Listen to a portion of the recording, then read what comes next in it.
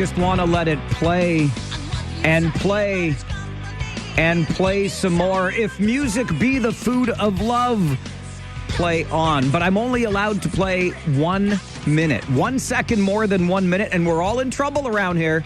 Devin Robertson, the guy on the other side of the glass.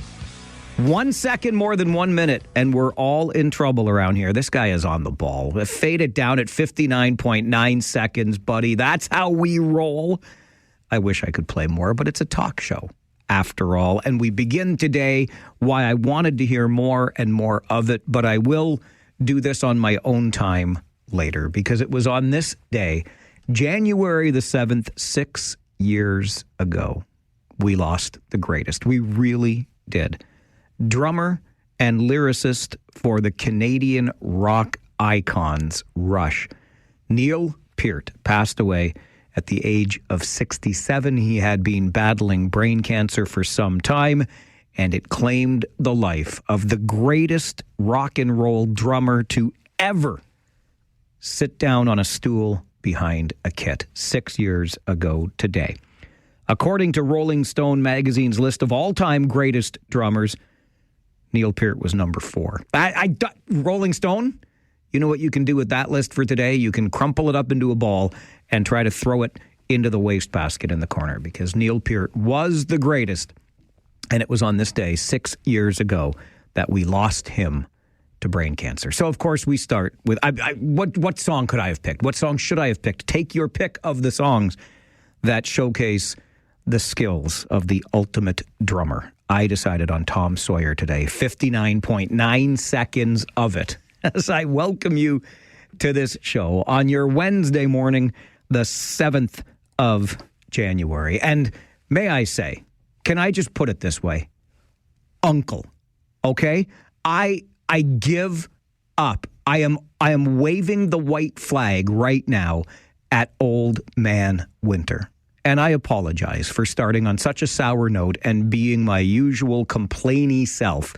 But holy Hannah, if it's not snowing, it's freezing raining. If it's not freezing raining, it's ice pelleting. If it's not ice pelleting, it's raining.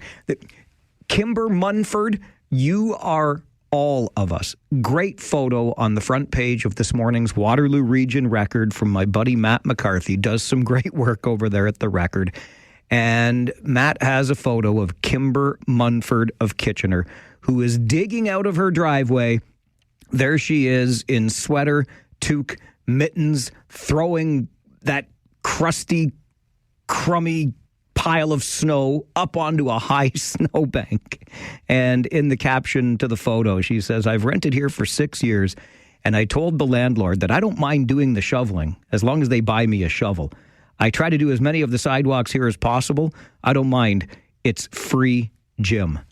Kimber, you are a better person than I, but holy moly with what we've been getting. And connected to that, if I may just go back to yesterday for a moment. And I know the internet has a way of taking over things and changing the narrative completely, and that's fine. I accept the criticisms that come with my questioning yesterday of catch basins on our streets and storm sewer grates and how they get covered, and I do mean covered, under piles of snow, ice, whatever. If you don't keep up with this thing, it's going to become a problem. And many of you have pointed out on our Facebook page, because I posted pictures there, that any good homeowner, any responsible resident of a city knows to take care of these catch basins. Fair point. Like, I'm telling you, I am one of the worst homeowners imaginable. I can barely keep up with changing furnace filters, keeping the softener salt topped up, changing the batteries in my smoke and CO2 alarms. Like, that's maximum for me. I had just never, until water started pooling on my street earlier this winter because of one of these ding-dang storms we've had, I had never considered clearing the catch basin. I respect those of you who said, hey, you know, responsible homeowners and residents of a city clear these things on the regular. Promise you, I'm doing it now. But my question does remain, again, I'm not the greatest homeowner, but why doesn't anybody tell you these things? I've heard the comments about keeping fire hydrants clear. I've heard the comments about keeping gas vents coming from our homes clear of snow. Never have I ever, and maybe I missed it, I acknowledge that too, but never have I ever heard somebody say from the city, hey, you should keep that catch basin clear. You should keep that stormwater grate clear. So to the person that said, instead of picking up your phone and whining, why don't you clear out the stormwater grate? I did. And then I took a picture to ask why. Why am I doing this?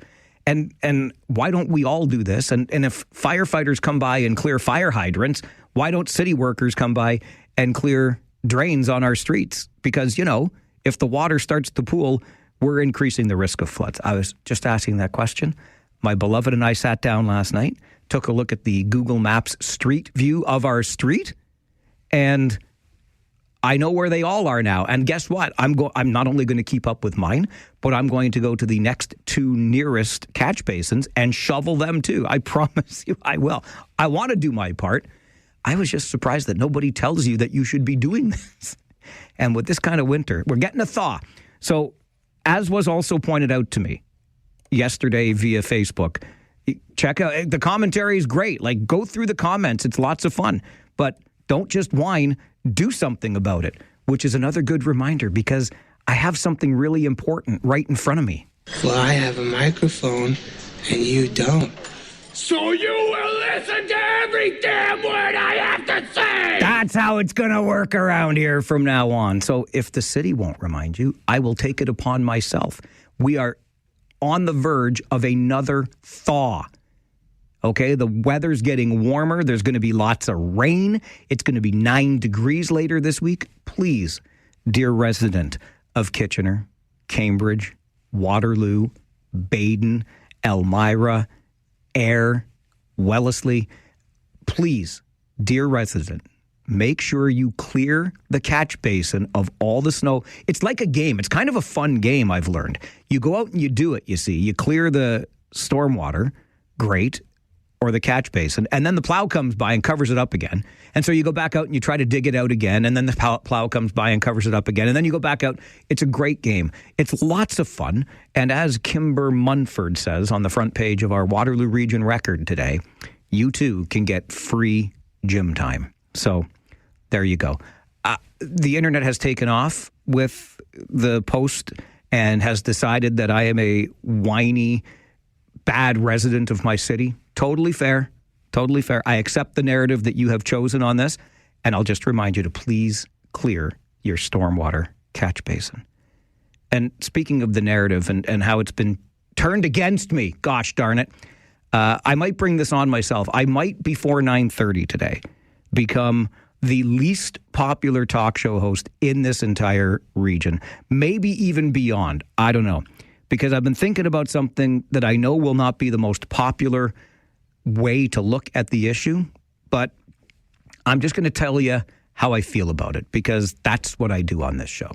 So I will get to that, I promise, before 9:30 this morning, and you can decide if you now dislike me even more than you started disliking me yesterday, because I was this many days old when I learned to clean out the catch basin of snow and ice in front of my house. But I have a take. I'm not doing it deliberately to exaggerate or create a hot take for you. I've just been thinking about something. It's a big issue in our community, and I'm not sure it's going to be the most popular take, but I'll get there. In the meantime, because it is the morning after the night before when the Toronto Maple Leafs played a game. You know what happens when the Leafs play, right? Austin Matthews tends to score goals. So Mr. AM Austin Matthews on AM radio in the AM part of the day. Now Nyes coming out of the corner where there works in front of the goal. Swept it in front of the net. They score! Matthews set up by Nyes. What a goal! 3-0 Toronto! Oh, yeah, baby. Number 21 on the season. AM on AM in the AM. And the Leafs win their 6th in a row on home ice. Way to go, you Leafs. Just ahead of our Farwell Show 5 for this Wednesday morning, let's get to the phones and hear from you, because, you know, the minute we start the show every day, the phone lines are open and we like to hear from you. Preston Paul is with us. Good morning, Paul. Good morning, Mike. How you doing? I'm great, buddy. How are you? Well, not too bad other than this wet crap that came down overnight. Isn't it something like, I give up, Paul. I give up on this already. Yeah, the plow went by yesterday morning, tried to clear all the slush off the road. My neighbor and I were out cleaning everything up. And then about 3 o'clock yesterday afternoon, they came back down again. 5 feet of snow from the curb.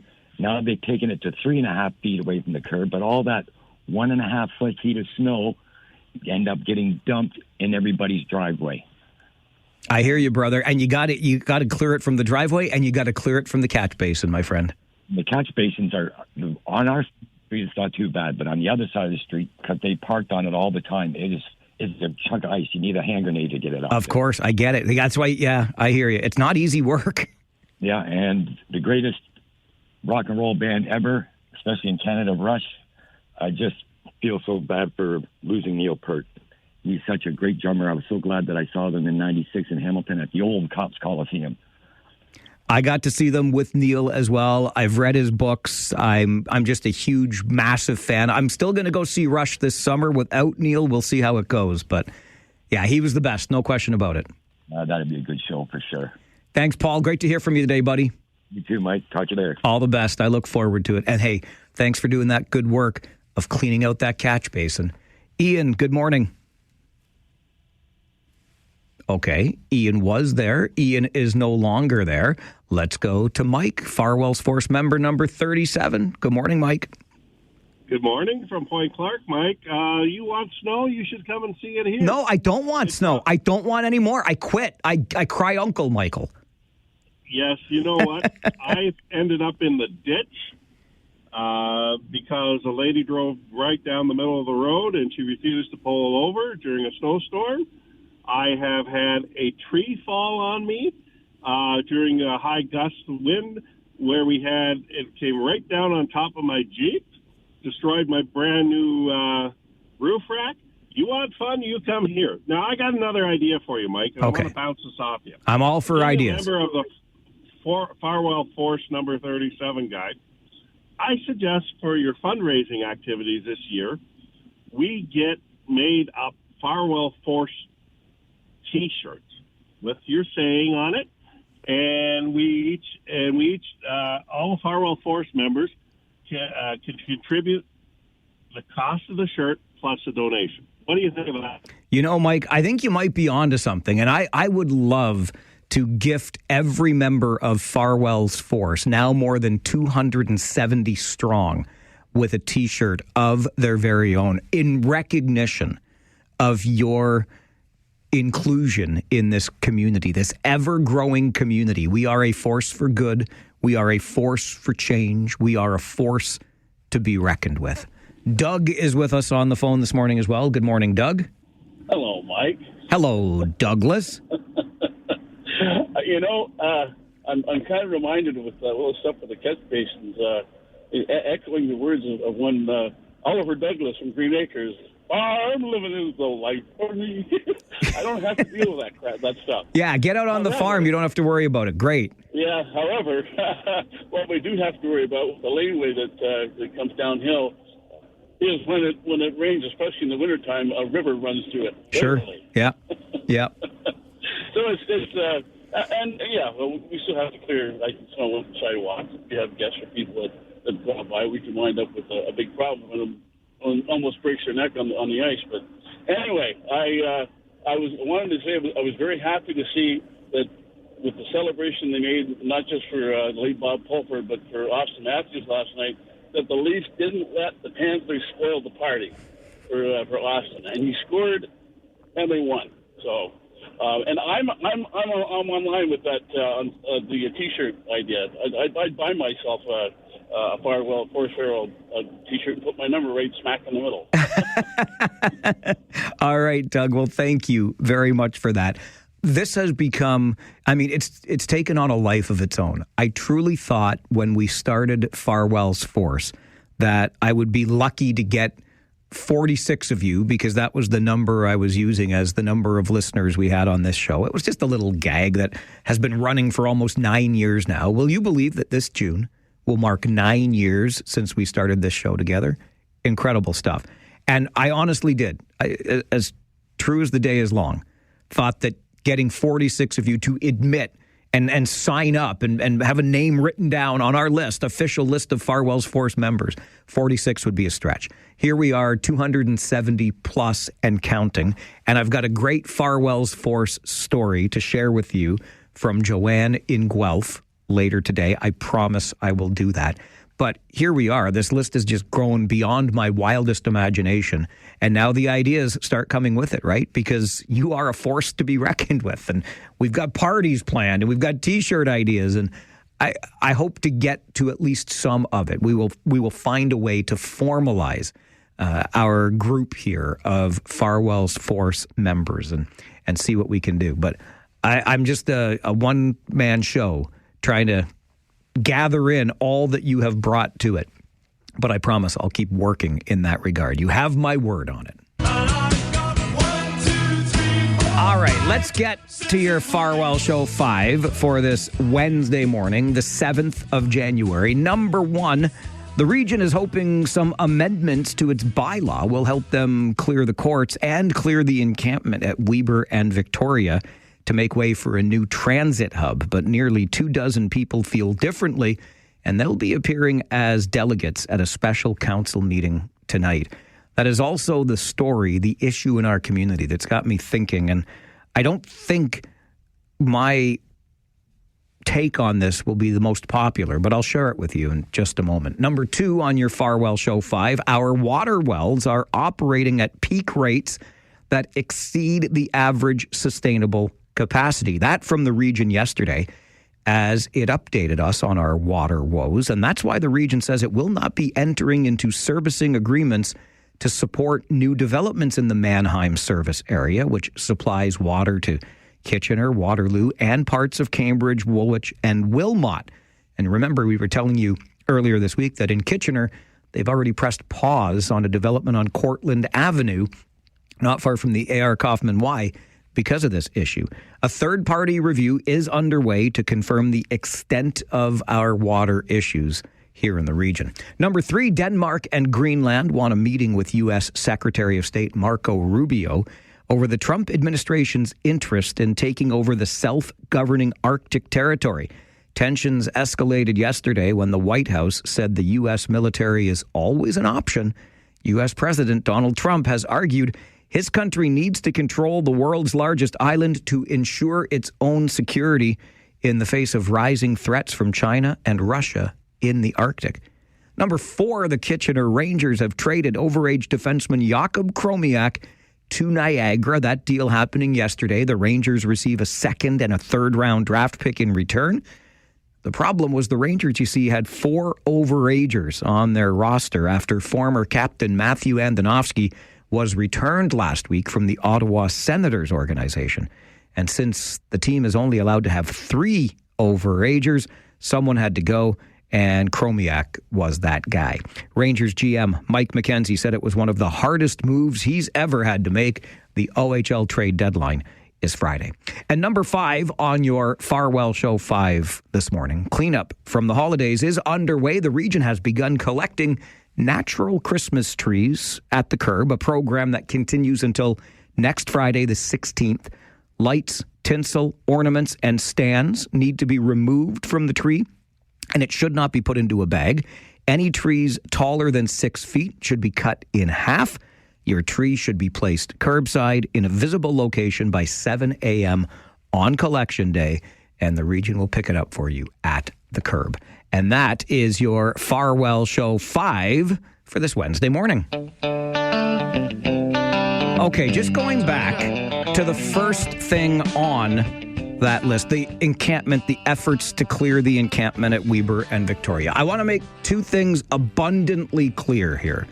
Number 1 is my heart goes out to those folks who have found themselves with little to no other choice other than to pitch a tent or erect some sort of structure outside to shelter themselves. We can go on forever about the issues that led them to the point that they are there on that corner. I have visited the encampment personally. I have talked to the folks who live there. my heart literally bleeds for them. It really does. And the other thing I just want to make clear in this is I don't give a tinker's darn about a transit hub. I really don't. I think the transit hub project is a bit of a unicorn in our community insofar as it's been talked about for so long. It's been delayed for so long. I don't care if it ever gets built. I really don't. Anyway, so just those two things. My heart really does go out to these folks, and I don't care about a transit hub. But here's what occurred to me this morning, and I recognize that this will probably not be a universally popular opinion because it's going to be, I'm going to be accused of criminalizing poverty but here's the thing. The precedent that we are on the brink of setting here, and it's gone through the courts already, and it's going to be back in the courts next month.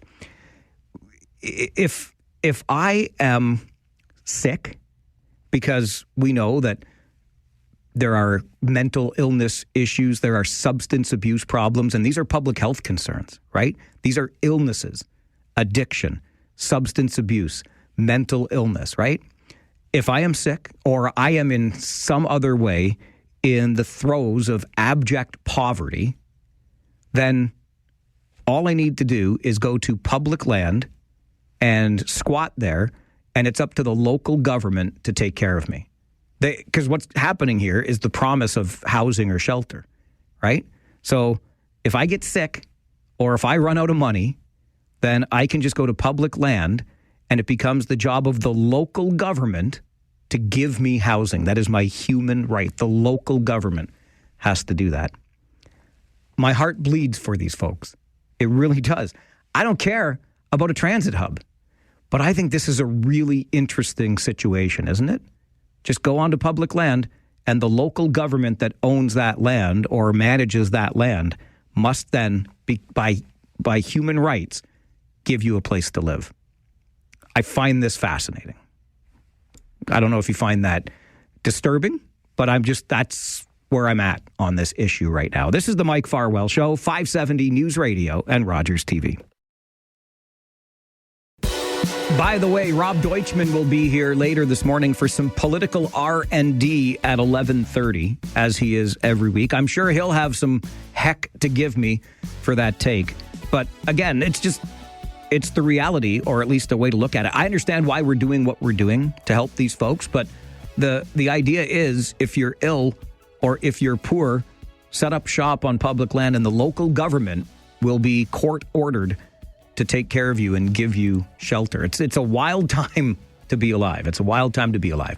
Gary is with us on the phone. I'm running short on time, Gary, but thanks for calling. Good morning.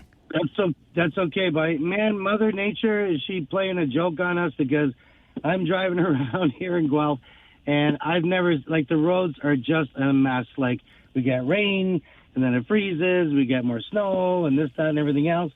And it's just an absolute mess, and people are driving like you-know-what.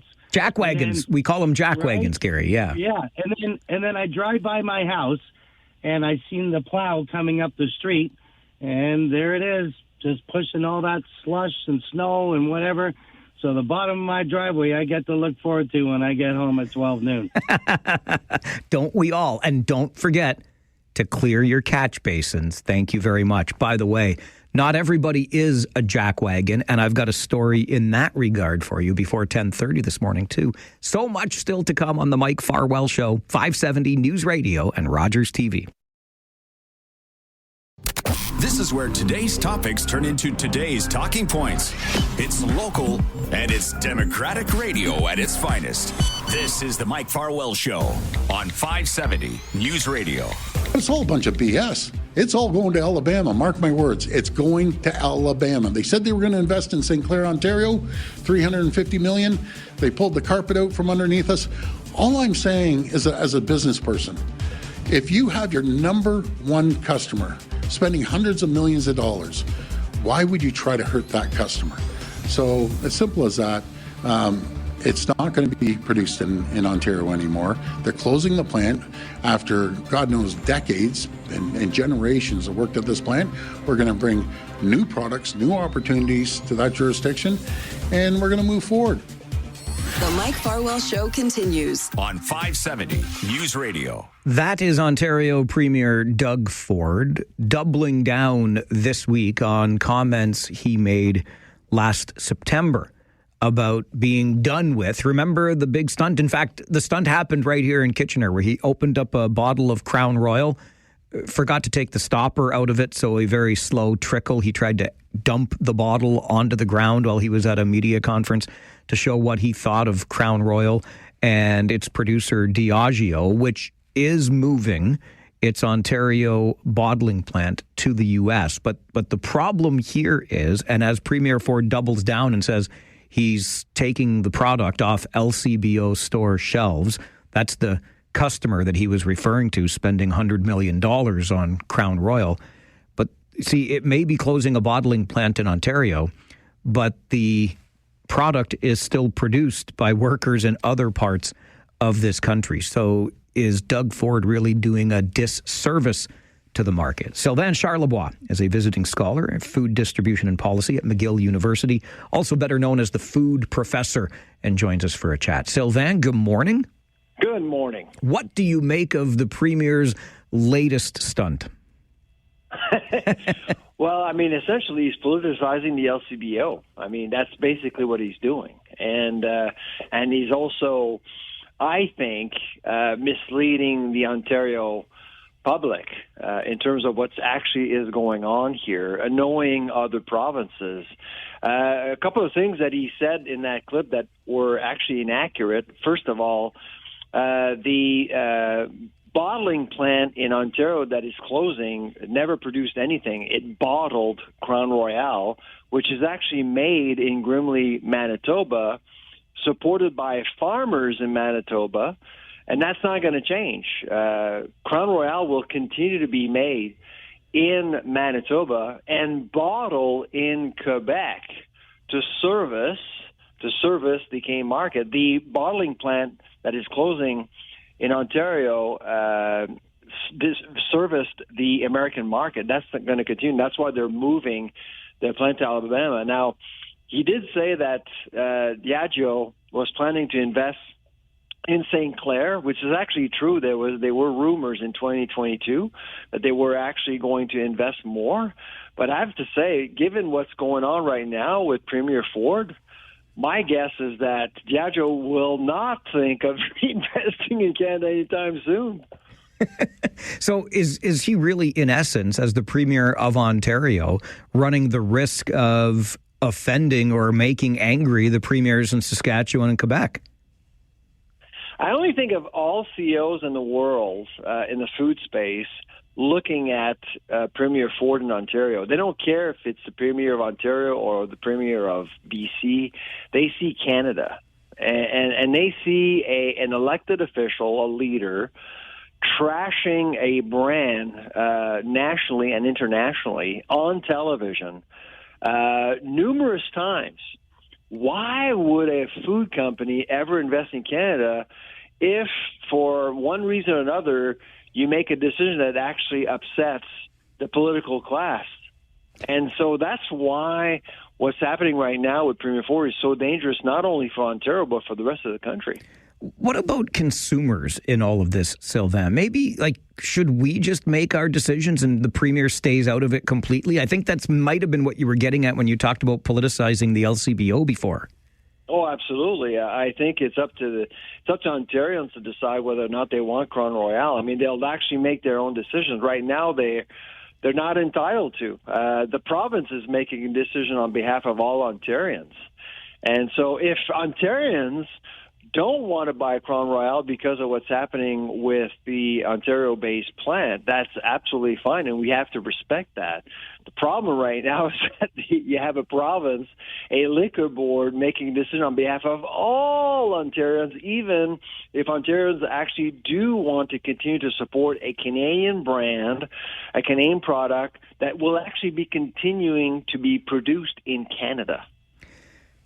There must be method to the madness. Surely Premier Ford thinks that by taking this tough stand, by talking this tough talk, he is scoring political points here.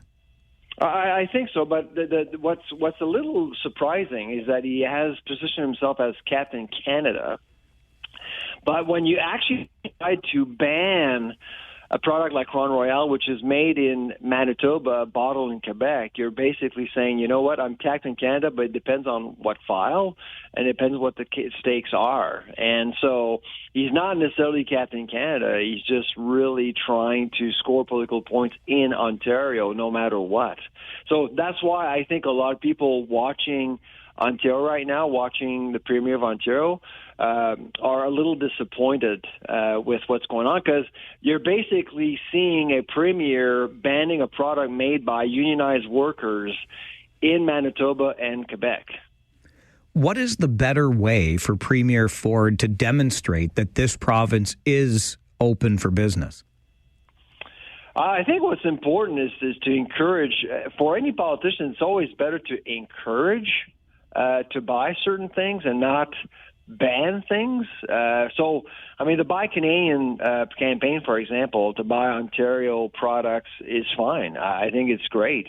But to openly criticize a company and ban certain products on behalf of all citizens is always a dangerous thing to do.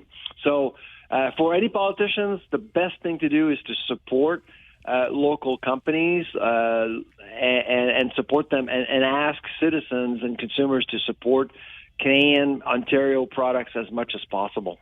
Sylvain, I appreciate your time on the show today. Thank you very much for being here. All right, take care. Bye-bye. Sylvain Charlebois is the director of the Agri-Food Analytics Lab at Dalhousie University. He's a visiting scholar at McGill, and he's the co-host of the Food Professor podcast. And he says that Premier Ford is actually making a strategic error here. He's politicizing the LCBO for one thing, and for another, he is not demonstrating that this is a very friendly market for business, because by banning Crown Royal or removing it from LCBO shelves, which he has insisted and doubled down on this week that he is going to do, what he is effectively doing is removing from Ontario liquor store shelves a product that is made by unionized workers, well-paying jobs in other parts of the country, both Manitoba and Quebec, where the actual whiskey is produced. All we had here in Ontario was a bottling facility. But in Manitoba and Quebec, the product is actually made. So you are essentially robbing Peter to pay Paul, if you will, and the pay in this case for Ontario Premier Doug Ford is in political points scored, if indeed that's the end result of this, that he gains political points from the stunt that happened back in September. You'll remember it at the media conference right here in Kitchener where he emptied a full bottle of Crown Royal. It turned out to be a little bit of a flub of a stunt because he didn't take the stopper out of the bottle and it took an awful long time to empty. But we all got the idea of what he was trying to do. This is what I think of Crown Royal, but it's a product that's made by unionized workers in other parts of this country. So if you take it off the shelves in Ontario, you're basically saying to those other workers in other parts of the country, yeah, thanks for making the whiskey that we're not going to sell, which would hurt the bottom line of Crown Royal, and who knows what the further implications of that are. What do you make of the Premier's position on this? Is he wearing the Captain Canada cape here and standing up for Canada? Or is he, in fact, harming unionized workers in other parts of this country? Forget Ontario. Maybe it's all about scoring the political points here in Ontario. But I'm a big fan of letting the consumer decide. If you go to the LCBO and you want to buy Crown Royal, buy it. If you're bothered by Crown Royal closing down a bottling plant in your province, then don't buy it. And I wonder if the Premier may be wading into waters here that are a little deeper than he initially thought. Would love to get your perspective on it. We'll open the phone lines and take your calls right after this quick timeout on the Mike Farwell Show. This is 570 News Radio and Rogers TV. The problem right now is that you have a province, a liquor board, making a decision on behalf of all Ontarians, even if Ontarians actually do want to continue to support a Canadian brand, a Canadian product that will actually be continuing to be produced in Canada. That is Sylvain Charlebois, director of the Agri-Food Analytics Lab at Dalhousie University and the co-host of the Food Professor podcast. Sylvain is also a visiting scholar at McGill University, but he makes the point, Sylvain Charlebois does, that Premier Ford, with his political showmanship here in Ontario, is actually doing harm to unionized workers in Manitoba and Quebec, where Crown Royal is actually produced. Yes, a bottling facility is moving to the United States, but you've got unionized workers with good paying jobs in other parts of the country that are being impacted by your politicization of the LCBO, because Premier Ford doubled down this week on his pledge to remove Crown Royal from LCBO store shelves. And if we take this half a step further, aren't we really making the argument here that the provincial government shouldn't be involved at all in the alcohol industry? Maybe the free market should just handle that as well. Again, let the consumer, if you want to buy Crown Royal, buy Crown Royal. If you don't because you don't like their business practices and the loss of a bottling plant in Ontario, then fine, then don't buy it. I don't know that it should be up to the state, so to speak, to make that decision for us. But I always love hearing from you on the issues. So we'll go to the phones at 519-570-2545, star 570 and 1-800-570-5715. Mike, Farwell's Force member number 37. Good morning. Good morning, Mike. I have mixed feelings on this here because if you look at our own region, Labatt, Seagram, Sunnar, Heinz, Schneider's, Lear Lazy Boy, Lear Siegler, all these plants that have closed over the past 30 years. And a lot of it has been due to multinational consolidation, Inglis, everything else in between. Now you got a little man, the orange man down in the States. He will use any weapon against anyone to drive a company to relocate his business, relocate businesses to the United States, in this case, Alabama. I understand the argument that these are impacting Canadian workers, but Mike, we have to stand up sometimes and we have to hit back. Right now, I'm very disappointed with Carney because he's not hitting back. Yes, you have the Jim Beam situation down there. And, you know, just remember, it's not only Trump, but 77 million also supported him. So I can understand why Ford is doing this because he's trying to protect our jobs here in Ontario. And we just cannot let multinationals drain the jobs away from Ontario as they have done in the past. And that's my thoughts, Mike. All right, Mike, appreciate the call and the perspective on this. Let's go next to Mary, who is Farwell's Force member number 1. Good morning. A force for good, a force for change, and a force to be reckoned with. You got it. Hallelujah. Anyway, Mike, I don't even like Crown Royal, and I don't drink it.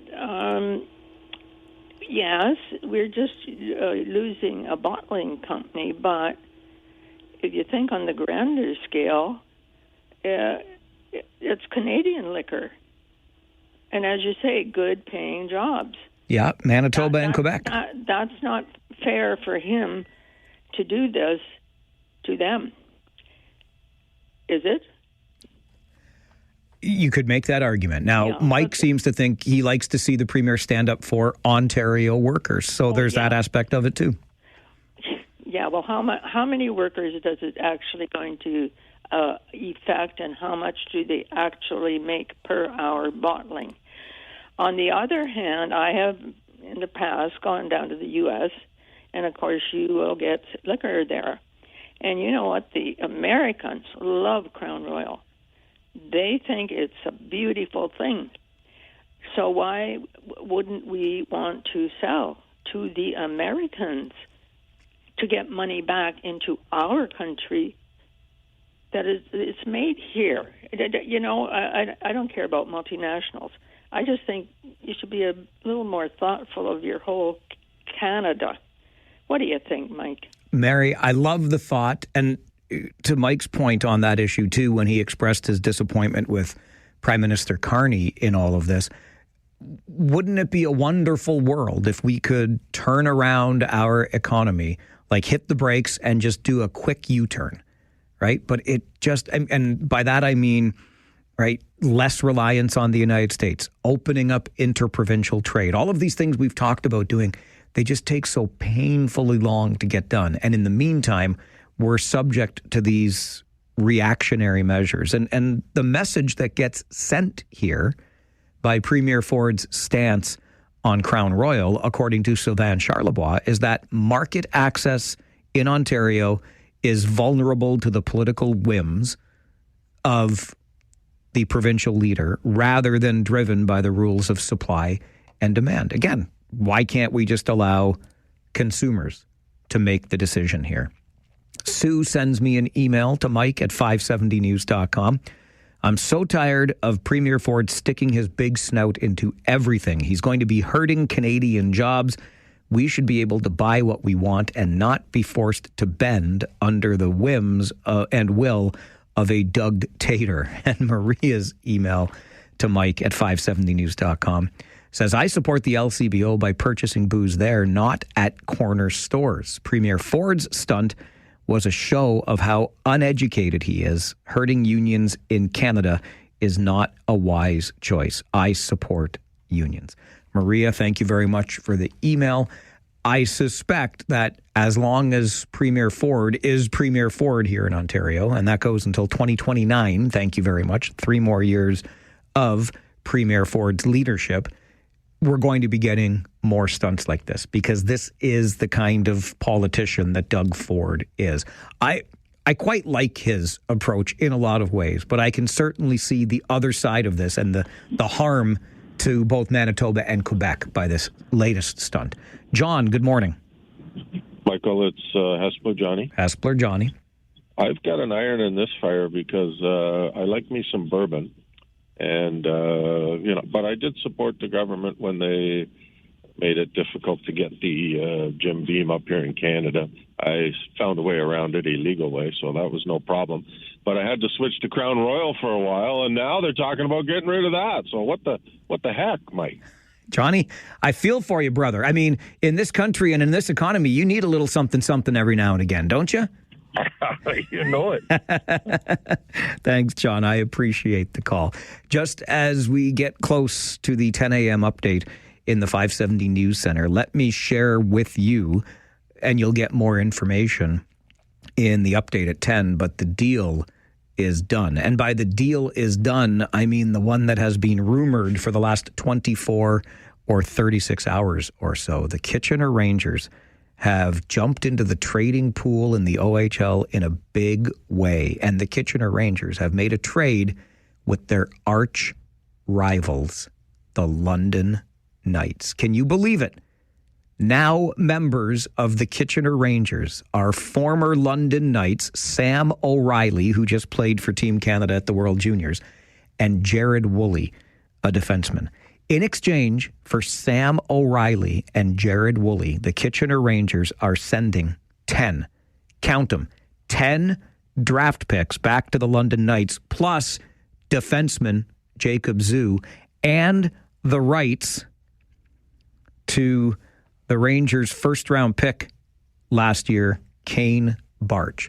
So the rights to Kane Barch, defenseman Jacob Zhu, and 10 draft picks go to the London Knights. The Kitchener Rangers get former Knights captain Sam O'Reilly and defenseman Jared Woolley joining the Kitchener Rangers. Oh, we are in for a second half of the season in the OHL, aren't we? You'll get details on that coming up in our update from the 570 News Center, and then we check in with the Blackhawks reporter as we mind Ottawa's business for another year here on the Mike Farwell Show, 570 News Radio and Rogers TV.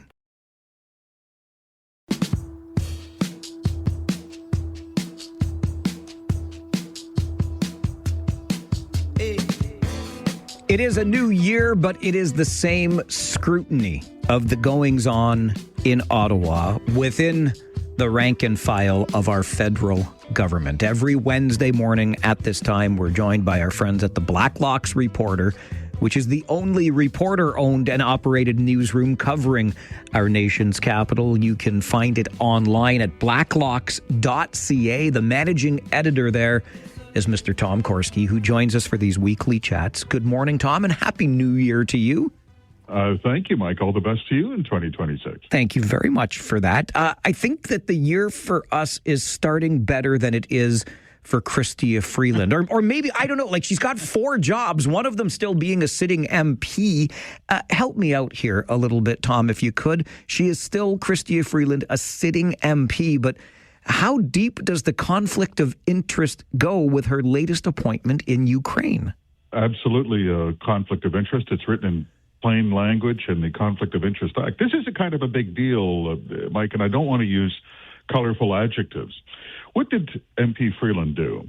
Before Christmas, she had multiple meetings with Canadian CEOs about, air quotes, investments in Ukraine. At the same time, it is apparent, she was negotiating an appointment as an investment advisor, air quotes, to the president of Ukraine. Problem: you cannot, as a public office holder, this applies to the humblest county school trustee or the local town councillor. You cannot use your office to negotiate a future benefit, including a job or appointment. Terms of her appointment aren't known. This is where, forgive my blunt language, Mike, the sleazy part comes in. Investments in Ukraine. Ukraine is insolvent.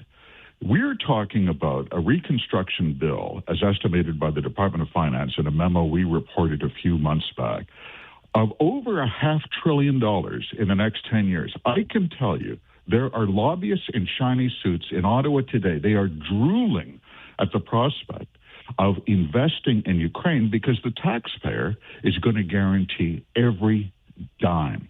And Freeland put herself in the middle of that and then assumed that she had the option of not resigning as an MP. She doesn't have a choice, Mike. Well, of course she doesn't. And we talked about this on the show earlier this week. I describe her and you say that she put herself in the middle of this. I believe she is the author of her own misfortune here, Tom. Why not resign months ago as an MP? Exactly. Now, this is a Rhodes Scholar. The Conflict of Interest Act is not complicated. It's written in plain English. And every public office holder, the humblest hamlet in our country, knows that you're getting out of your lane ethically when you use your office for personal gain. It's not complicated. The only presumption is, well, let's be frank, you know where this is going. The Commons Ethics Committee, if she does not resign, will be summoning her in for questioning. It will be an exercise in humiliation, and then she's going to resign. You know, the key to happiness in 2026, as in all previous years, is knowing your limitations. And Chrystia Freeland cannot defy the law of ethical gravity, and she's going to have to come back to earth. All right. We've begun this segment today by talking about the newness of the year, which makes me think back on the year that was. And as we tie a bow on 2025, Tom, we know that Prime Minister Carney had pledged to increase defense spending here in Canada to reach that 2% NATO target. So 2025 has come and gone. How did we do in meeting that target? Didn't come close, didn't want to talk about it, won't release the figures through access to information. Department of National Defense will not take our calls. On June 9th, 2025, the Prime Minister said, hand on heart, that we will meet our 2% NATO defense spending target, 2% of GDP, this year, he said, 5 years ahead of schedule. The previous target was 2030. The Budget Office has said on their best day, they will require some arithmetic involving rounding to meet that target. But the day passed, the deadline has come and gone, as you mentioned. We are not spending 2%. Oh, by the way, he also said 5% by 2030. Literally nobody in Ottawa thinks that's achievable. And yet, I mean, the pledge was made, and they're not answering calls at this point. Skullduggery comes to mind here, Tom. Well, it's also self-delusion, but we discussed the precedent set by MP Freeland. The Prime Minister has said, I'm characterizing his remarks fairly, Mike. He said, I'm going to cut your taxes in 2026. I'm going to meet the 2% NATO target for the first time ever since the Korean War. It's going to be huge military spending.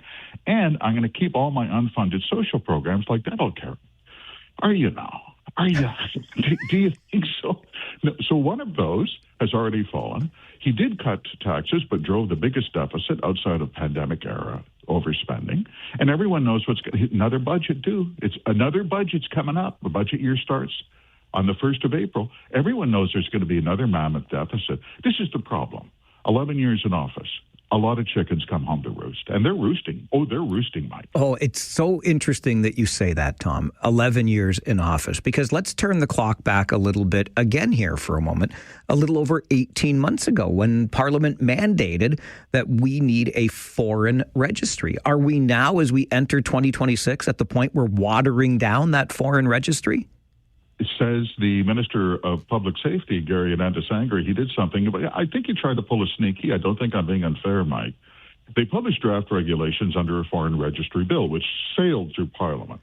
Cabinet has always resisted this. They've never explained why. But to put it in context, they did have a judicial inquiry into especially shenanigans involving agents of the People's Republic of China. And their security forces, in an unread memo to the Prime Minister in the day, called it an existential threat to Canadian democracy. Their words, not mine.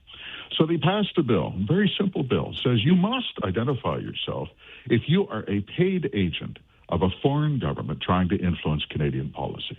Who's going to disagree with that? Well, apparently Gary Anandasangri did. This is gold. He published regulations, draft regulations. You know the penalty they're looking at is as little as a $50 fine. Now, that's spitting on a sidewalk in Ottawa, literally a $50 fine, and also compliance agreements, which means there may be no fine with foreign agents in breach of an act of Parliament. My favorite part is they will not have to disclose cash payments from foreign governments. Mike, the United States passed this law that says, to this day, I can show you Canadians acting as foreign agents in Washington. I can show you to the penny what they're paid. Oh, by the way, the United States passed that law in 1938. 38, yes. We're only a century, almost a century. It's a rounding error, Tom. Rome wasn't built in a day.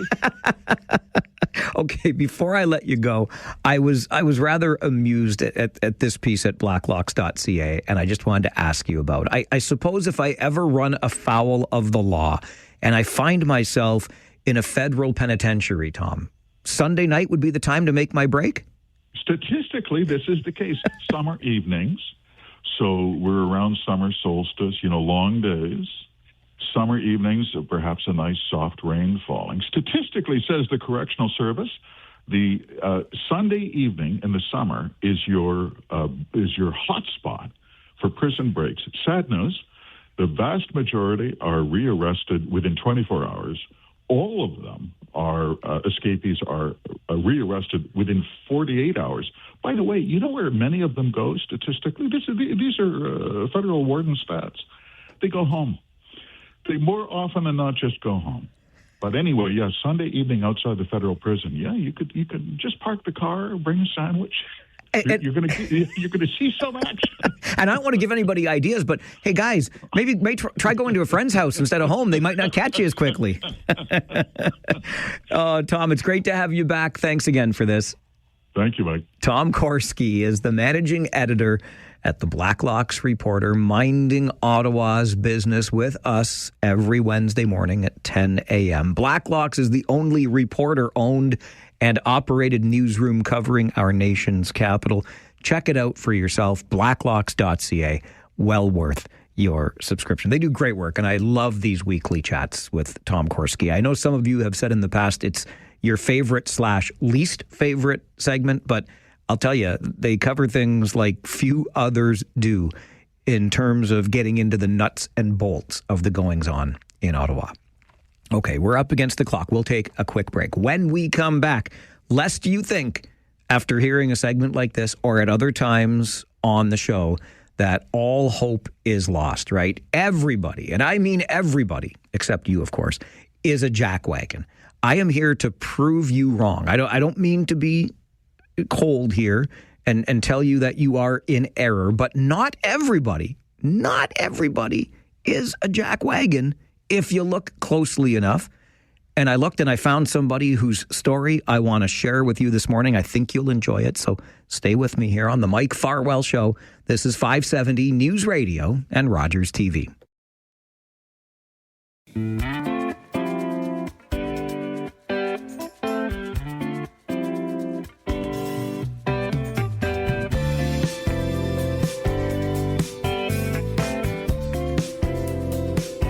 Something new that we're doing on the show this year.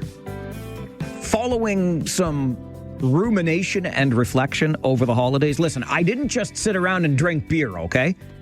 Although I did a lot of sitting around and enjoying some adult beverages. I will not tell a lie. But there was a lot of the usual, I would say, sentiment around the holidays. Perhaps you heard it too.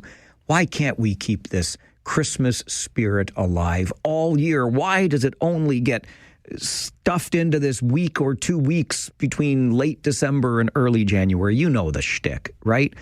I didn't want to be quite that cheesy. Okay, we're going to keep Christmas alive all through the year here on the Mike Farwell Show. Let's all hold hands and sing Kumbaya. I'm not that guy. I want to be close to that guy, but I'm not quite that guy. So in keeping with the theme of the show, I thought I would introduce a segment called Not Everybody is a Jackwagon. Because, let's be honest, from time to time on this show, in fact, most days, at most times, the things that we are talking about get our backs up a little bit. We get frustrated. We call people names like Jackwagon. So I just want you to know, and you will get this every day on the show. All hope is not lost. Not everybody is a jackwagon. And so this morning, I present to you the story of the Great Canadian Jersey. You've probably heard about it by now. It's an initiative of Rogers as part of their This Is Our Game campaign. Or perhaps I should say it's part of our This Is Our Game campaign, because you probably know that Rogers owns this radio station. And by extension, it is Rogers who signs my paychecks. But that's not why I'm doing this. It's not to tell you that Rogers as a corporation is not a jackwagon corporation. What's really interesting about this story to me, and I wanted to share with you today, is the person who is creating this Great Canadian Jersey. So here's a little bit of the background on the Great Canadian Jersey. What we're all doing, or we're all invited to do, is donate our old hockey jerseys. And then pieces from those jerseys will be taken and stitched together to create one-of-a-kind hockey jerseys that will represent all facets of the sport and our country's deep history with the game. We can get behind this idea, right? The donation drive was started by none other than Edmonton Oilers captain Connor McDavid and Montreal Victoire captain Marie-Philippe Poulin, who are both Team Rogers athletes, by the way. But this is where we get to the cool stuff. The new patchwork jerseys are going to be designed and stitched together by Cameron Lizotte. Yeah, big deal, right? Who's Cameron Lizotte? Well, here's the interesting part. Turns out Cameron Lizotte is a former Ontario Hockey League player. He played for the Peterborough Petes. He played for the Barrie Colts. He won an OHL championship with the Erie Otters. But even though he had that success, Cameron Lizotte wasn't exactly the kind of player that was known for his goal-scoring prowess. In fact, Lizotte scored just 4 goals in his entire Ontario Hockey League career. And oh yeah, by the way, he had more than 300 penalty minutes. Not to put too fine a point on it, but Cameron Lizotte made a pretty good living in the OHL by punching other people. Okay, this is the reality of the situation. He was this tough guy, but he was also interested in sewing and designing clothes, even as a teenager, even as he played in the Ontario Hockey League. So imagine, as he gets traded from Peterborough to Barrie, and his team there with the Colts learn about this habit that he has, or this side hustle, if you will, and he lets the team in on what he's doing away from the rink. So along with fighting people on the ice, he's designing and creating his own clothes as a teenage hockey player in the Ontario Hockey League. And it just so happened, some shameless self-promotion here, if you'll forgive me, but Cameron Lizotte was a guest several years ago on the OHL podcast, talking about little side hustles. This is something I started as a labor of love to share with you my joy of the Ontario Hockey League. There are guests, there's analysis, there's goofing around, because that's what you do on a podcast, right? You can check it out anywhere you get your podcasts, the OHL podcast. Follow on YouTube as well. Just hit the subscribe button. It's lots of fun. And that's where Cameron Lizotte shared the story about his coach in Barrie, the late, great Hall of Famer Dale Hawerchuk. And even Dale Hawerchuk, when he learned what was going on, was so supportive of what Cameron Lizotte was doing. And that was when I was starting to get in my fashion there. So he was even interested. I remember him pulling me in, and I'm like, am I in shit? And he'd be like, no, like, what are you doing at home? Like, what are the guys talking about? Like, so he was definitely curious and supportive of what I was like trying to take on. And even like the owner, Howie, I just went to him and I brought a couple pieces I made, and I just said, hey, this is what I do. Any chance I could, sell my clothes during the games? And he's just baffled. He's like, wait, you sewed all this? Like, people in fashion, a lot of people think like, oh, you get someone to make it for you. They're expecting like you put a print on a t-shirt and then you're like, hey, I'm a designer. But I was truly like creating it from scratch, unique fabrics. And it was funny seeing his reaction, because he was so surprised, but he didn't hesitate. He was like, no, like, if you want to sell your stuff during the games, let's do it.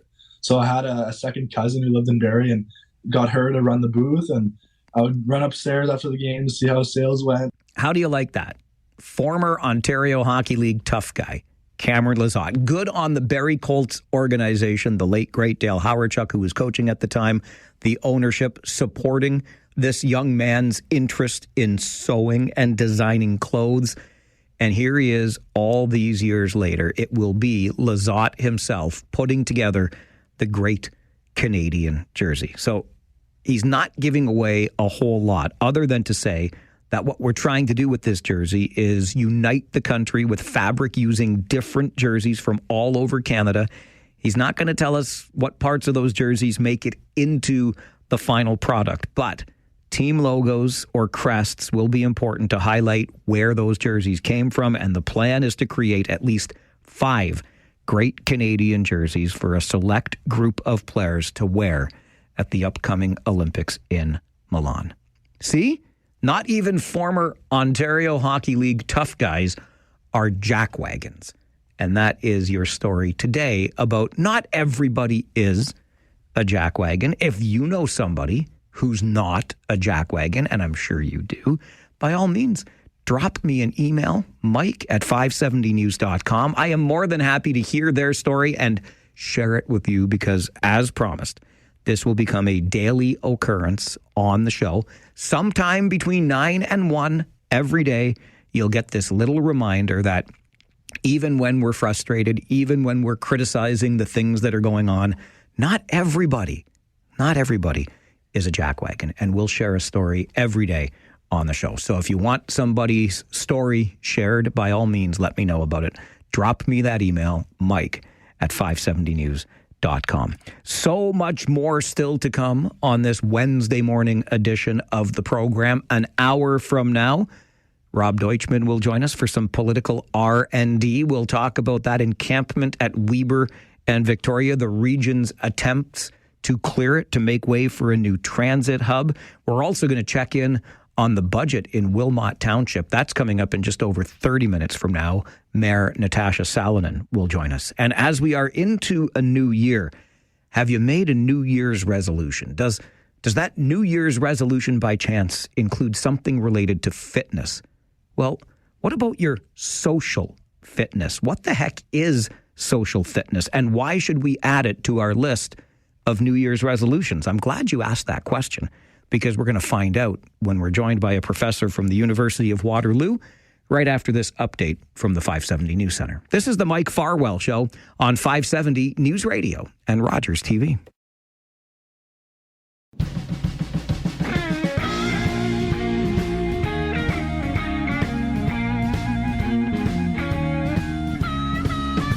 Brand new year, brand new you, right? We make those resolutions on December the 31st. Maybe we even plan them ahead of time, and then we promise as we take that sip of champagne at midnight on January the 1st that we will make this positive change in our lives. Maybe that pledge is to get back to the gym, look after our overall health and fitness. But what about our social fitness? Why should we add that to our list of New Year's resolutions? And what the heck is social fitness anyway? Well, that's what Troy Glover is here to help us understand better. Troy is a professor in the Department of Recreation and Leisure Studies at the University of Waterloo. Troy, good morning. Happy New Year. Happy New Year, Mike. Great to have you on the show. I loved this when I read it. And can you start by sharing with us what social fitness is? Social fitness is a proactive and intentional effort to engage in positive social interaction. Why is it important that we look after this social fitness? Well, there's a mounting body of evidence that overwhelmingly shows that the best thing that we can do for our health and well-being is to cultivate warm relationships of all kinds. It reveals that actually if you are isolated, if you are lonely, you're more likely to get sick, you're more likely to recover more poorly from that illness, and you're going to have a hard time coping with life's struggles. So for some, I can imagine it might be difficult to intentionally, as you put it earlier, engage in this social fitness. So what's the first step in moving towards this goal? Well, we have to acknowledge that there is a social risk involved in reaching out to other people. And it's not unlike making a New Year's resolution that you want to get back to the gym. If you haven't been back to the gym in a long time, it can be really daunting. It can be intimidating.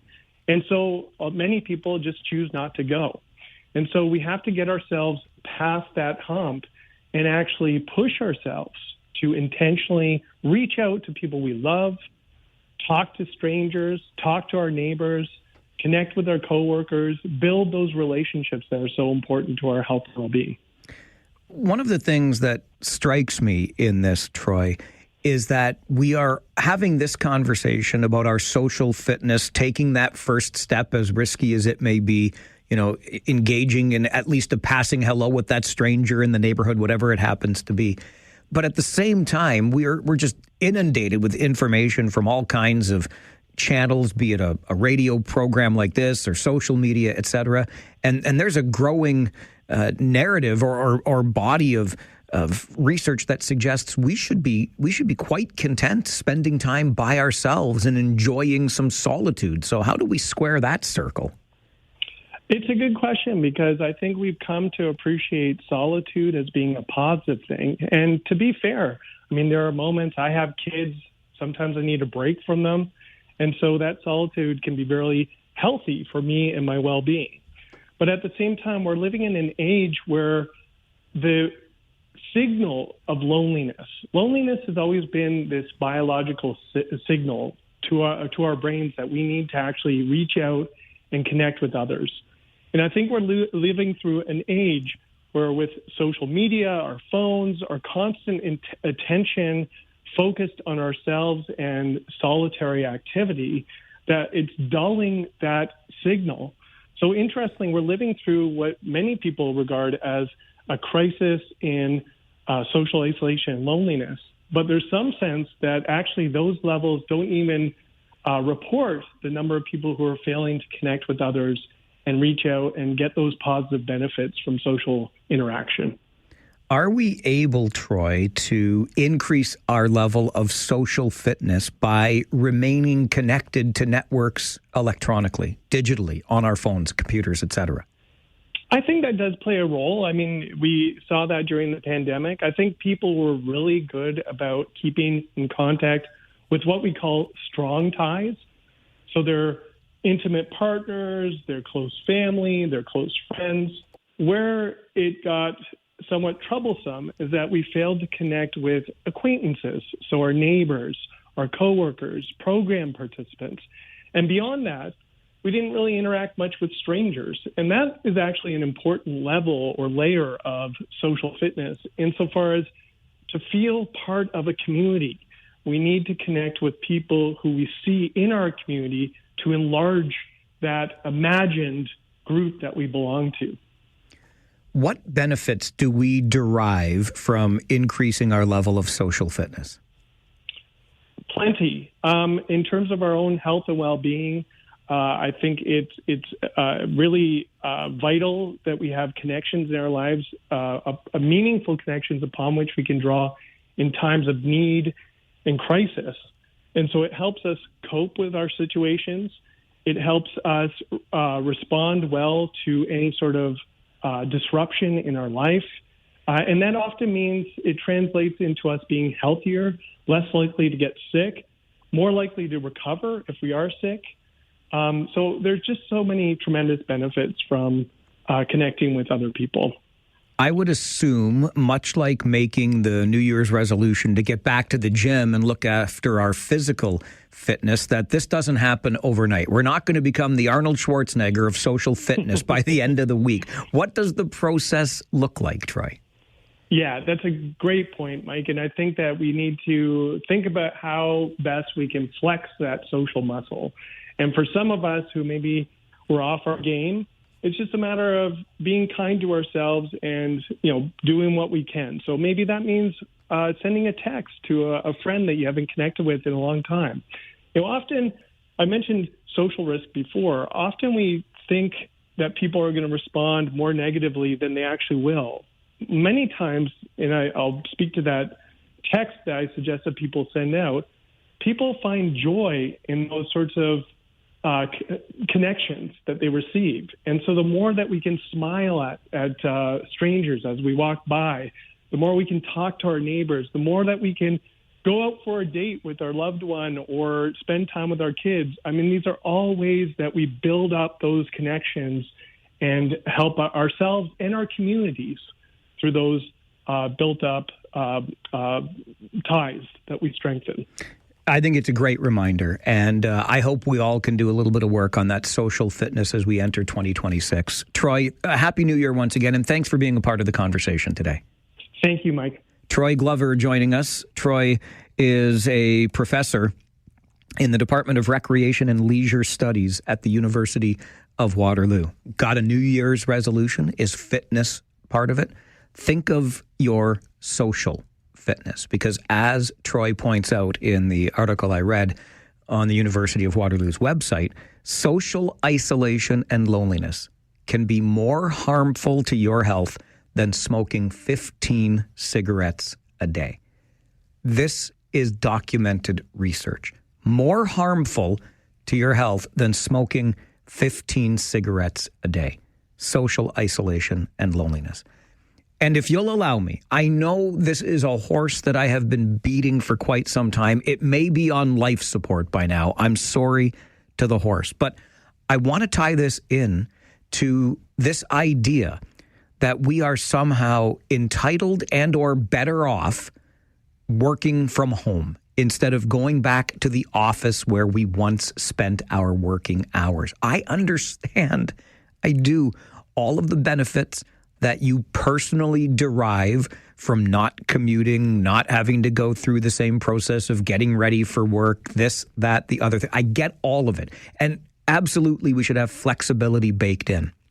But I keep coming back to this as it being an almost selfish choice or idea. Oh, it's good for me. You heard Troy in that conversation talk about those interactions with strangers, with coworkers. Heck, I'll take the strangers and those interactions back to our previous segment just before the news update with Matt Hutchison, when we said not everybody is a jackwagon, right? I've said this lots of times on the show. It's the 80-20 rule, maybe even 85-15. 80 to 85% of the people you meet every day are very good people. And my beloved was giving me a hard time not long before the holidays because we were out together walking Rosie the pandemic pup. and every person I saw was just an opportunity to say hello. And she joked that I was like State Farm, like a good neighbor, right? But I enjoy those random interactions. And I'm telling you, if we intentionally remove ourselves from a workplace setting, for example, where we are surrounded by people that some we may really like, some we may just tolerate, some we may not like at all, but we are in those situations where we are essentially forced to interact, learn how to manage ourselves around behaviors or personalities that we find difficult. This is critical for us as a species in the future. I truly believe that, and that's why I keep beating on the horse. Social isolation and loneliness can be more harmful to your health than smoking 15 cigarettes a day. If you ain't going to the office, it's one less opportunity for you to interact with other people. And digitally doesn't always cut it. It just doesn't. And so I hope that we avoid those harmful health effects in the future from social isolation and loneliness. You're not going to get it all from the chat bot on your phone or the Zoom meeting that you are currently engaged in. Anyway, I'm glad Troy brought this research forward. I'm glad we could talk about our social fitness as we enter 2026. And Sean is with us on the phone. Good morning, Sean. Good morning, Mike. By trade, I'm an IT guy, and I did a lot of programming and stuff. And before the pandemic, we used to hunker down in our cubicles, and we used to wear headphones so people wouldn't bother us. And for people like me, the pandemic was honestly a godsend because you didn't have to interface. We didn't like talking to people. People used to come into our office space and think how quiet it is. It was amazing.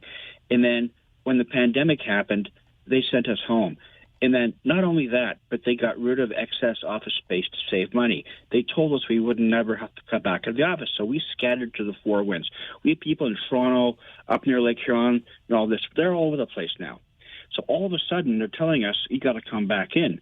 And we've already lost several people because people took a job being told they didn't have to come in. Like I said, we're not salespeople. We're not people that, like, we're programmers and stuff. We don't want to be talked to. We didn't before the pandemic. So for some people like me, I'm on sort of a different personality. It was great, but now they're trying to force us to meet Doug Ford's little thing. It's not working. I get it, Sean. And I respect that because not everybody is. I mean, I think I'm more introverted than I come across. But that said, I do enjoy every opportunity I get to interact with other people. Do you ever worry about the long-term impacts? I mean, you just heard it from Troy Glover at the University of Waterloo. It's akin to smoking 15 cigarettes a day. It's not but they're trying to treat it as a one-size-fits-all. Sure. And that's the mistake. Some of us, I guess I'm sort of a little bit divergent in some ways, but we used to cocoon in our cubicles, like leave me alone. And we have people like that, and it worked great for them. I actually communicate now when we came in like Teams and Zoom and stuff.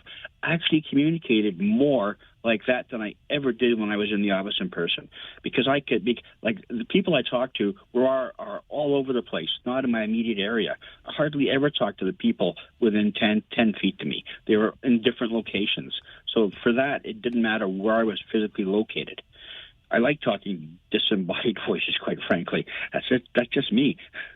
I appreciate you calling this show and having these conversations. Sean, thank you. Enjoy the rest of your day. I get it. It's absolutely not a one-size-fits-all. But when that kind of information is staring us in the face, it's just like those physical fitness goals, right? I was talking to my beloved last night, and I shared something that I had read from McMaster University about the benefits of building muscle even in our senior or our older years, building muscle in older adults, not to become a bodybuilder, but just the benefits of strength training to maintain balance, stability, not perhaps have that slip and fall. But if we do have that slip and fall, if we are building even in our older years, into your 50s like me, and you're maintaining muscle mass or even building a little bit of muscle mass, you get to put it in the bank. So if you have a slip and fall or something else happens, you fall ill and you're bedridden for a number of weeks, whatever you lose, whatever deterioration happens in your muscle mass, you've got some in the bank to kind of lean on. And the longer you can maintain that healthy muscle mass, the less likely you are to slip and fall. The longer you'll be able to get up and down the stairs in your house or get around by yourself, maintain your independence, etc. We know these things. They stare us in the face. Physical fitness and, thanks to Troy Glover at UW, our social fitness we're talking about as well. I think it's super interesting. I get it's not a one-size-fits-all. But when we see this data, when we see this research staring us in the face, how do we respond to it? I hope we take our social fitness seriously in 2026. And we'll take more of your calls right after this on the Mike Farwell Show, 570 News Radio and Rogers TV. In terms of our own health and well-being, I think it's really vital that we have meaningful connections upon which we can draw in times of need. And that often means it translates into us being healthier, less likely to get sick, more likely to recover if we are sick. So there's just so many tremendous benefits from connecting with other people. Troy Glover, a professor in the Department of Recreation and Leisure Studies at the University of Waterloo, reminding us that social isolation and loneliness can be more harmful to our health than smoking 15 cigarettes a day. So he would like us to add social fitness to our list of New Year's resolutions. Let's go back to the phones. Jerry, good morning. Good morning, Mike. How are you? Great. So I kind of tapped in towards the end of it, but I get what your last caller was saying. I hope you forgive me. He forgives me. It's kind of almost like the smoker trying to justify their smoking. But I think some of it's taken. There are times during work, sure, being uninterrupted, you become more productive.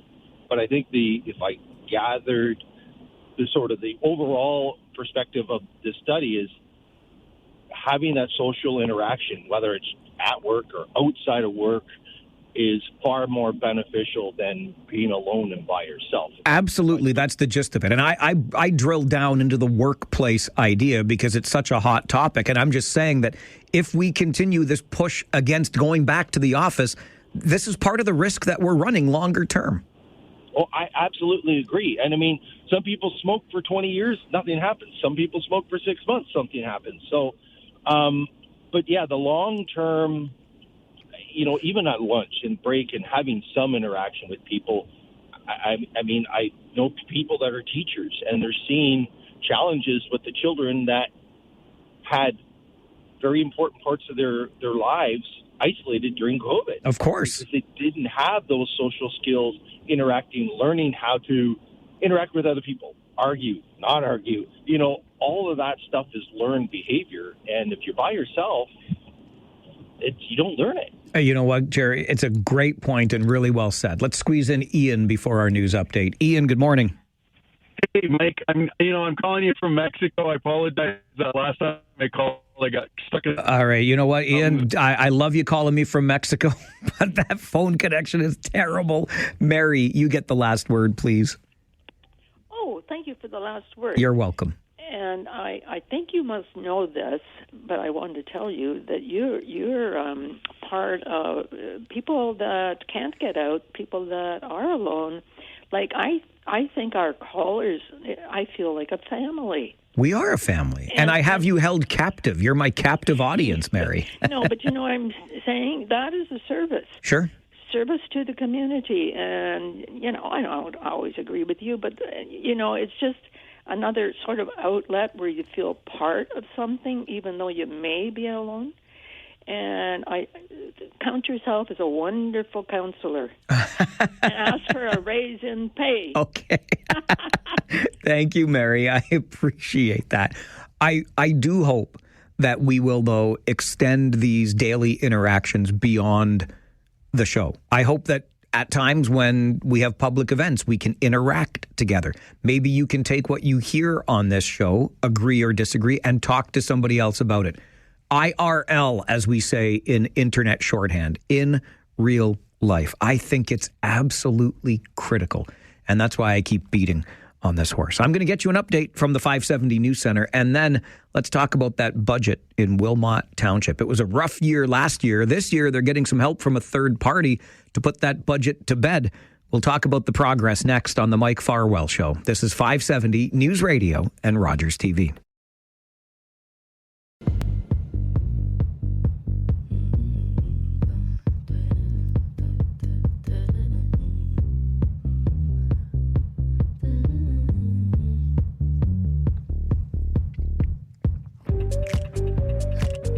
We always close out a year with a bit of a bang in municipal politics because our cities and region get through final budget deliberations, come through with their numbers that represent our tax increases. And as we enter the next year, as we just have now for 2026, the townships follow suit and get their final budget deliberations finalized. And that is the case in Wilmot Township, which will be the first budget this time around for Mayor Natasha Salonen under strong mayor powers, and not to mention a third-party consultant helping to support the township in its budget deliberations this year. Mayor Salonen from Wilmot Township joins the show this morning. Mayor Salonen, good morning. Good morning. Thanks for having me, Mike. Thank you very much for making the time. I trust you had a restful and enjoyable holiday season.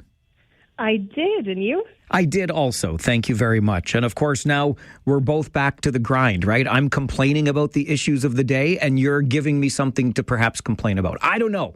But here we are with budget finalization time in Wilmot. What's the process been like this year, Mayor Salonen, under those strong mayor powers?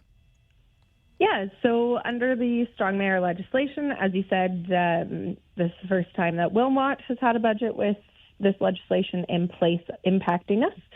But the legislation is really clear that a mayor shall present a budget before February of that budget year. So from my perspective, it's been, my legislative responsibility in my role to bring it forward. However, it really continues to have been executed by our staff. And as you did also note, we brought in KPMG this year, and that was in part due to some organizational changes that we had and needing to bring in professional chartered accountants expertise, as that was something that we did not have on staff at the time. So what the budget looked like is at the start of the process, I made it really clear, especially since my time on council, council hasn't really had any input into the budget until it's been tabled. So I wanted council to have early pre-budget meetings to share their priorities that they're hearing from their residents and that they would like to see in the budget and the direction they'd like to see it go. So we had those meetings back with councillors in June and July. Then met with the department heads and spoke about their goals and objectives and how they were going to execute council priorities. And then they went away over the summer, worked on their independent budgets for their departments. Then in early fall, I engaged KPMG to come in and provide financial expertise and support to our staff to be able to do the financial end of the budget. And they went through about a 5-month process in a month and a half time, where they went through with each director line by line in their budget, a zero-based budgeting exercise of having to justify every single expense and revenue that wound up in the budget that'll be presented on Friday. And then that'll culminate into what is being presented on Friday. So legislatively, you mentioned at the outset that this had to be presented by February. This Friday, the 9th of January, will be the day. Now, is council seeing this final document then for the first time on Friday? So council has seen drafts of the budget, so it won't be surprises as to what's in it on Friday for them by any means. It'll just be updates as to what changes have been made. And yes, council will be getting the final budget on Friday as well. And then will there be any more opportunity for some back and forth dialogue around the council horseshoe before we put a final stamp on the 2026 budget? Yes, absolutely. So on January 29th is when we're going to be having the budget presentation. So at that point, council will have had about 3 weeks with the budget as well as the general public. The budget will be formally presented, gone through, and then we'll have our regular deliberations. Councillors will have an opportunity to bring forward any motions to amend the budget as they see fit. Council at that time also has the opportunity to hear from people from the public who want to come and delegate on the budget. And then at that point is where there's multiple scenarios of what could happen. Council could just then have their deliberations, table amendments or not, and then there is still a week on the 30-day provincial period from the tabling until they can make amendments. So it's potential that we might come back for another meeting February 9th, I believe it is, if councillors want to make amendments but didn't at the 29th, or council at the 29th meeting could choose that they want to adopt the budget as presented or potentially as amended. There's a few potentials there as to how it could go down. If there are no amendments or the amendments are accepted, then we will have a budget that stands either by the 29th of January or the 9th of February. However, if there are amendments made, then there is legislatively opportunity for what's called a veto period. For a strong mayor has the opportunity to veto amendments if they want. That's 15 days. And then after that, council has the opportunity to override the veto with a 2/3 vote. However, in Wilmot, that is still a majority vote of 4. So might be a moot point. A bridge will cross if we get there, but there's definitely opportunity and deliberation still to be had on this budget, both for the public and council. Last year, Mayor Salonen, was a budget period, I guess, that I might describe as a bit of a wake-up call in the township when we started with that number that was greater than 50% for a tax increase. Ultimately, you settle at just over 18%, which is still a pretty darn big number. How do the numbers look to you this year? Yeah, so even yesterday at 4:30, there was still a meeting to fine-tune some of the numbers and see really on capital side what that we are really only doing critical projects this year. So the final number I'm hoping to see in my inbox anytime now. However, I can assure people that the 9% on capital increase is still happening. For those who might not be aware or don't recall, last year council had decided in the budget that for 3 years, capital would be increased by 9%. And this is really to address, to your point, what the large component of that increased shock was in the draft last year of not properly funding our capital programming or our reserves. So we'll see that 9% on capital is included in this budget. The other thing about this budget I think that's really important for people to recognize is, like I said, that zero-based budgeting. So we didn't take any assumptions from past budgets.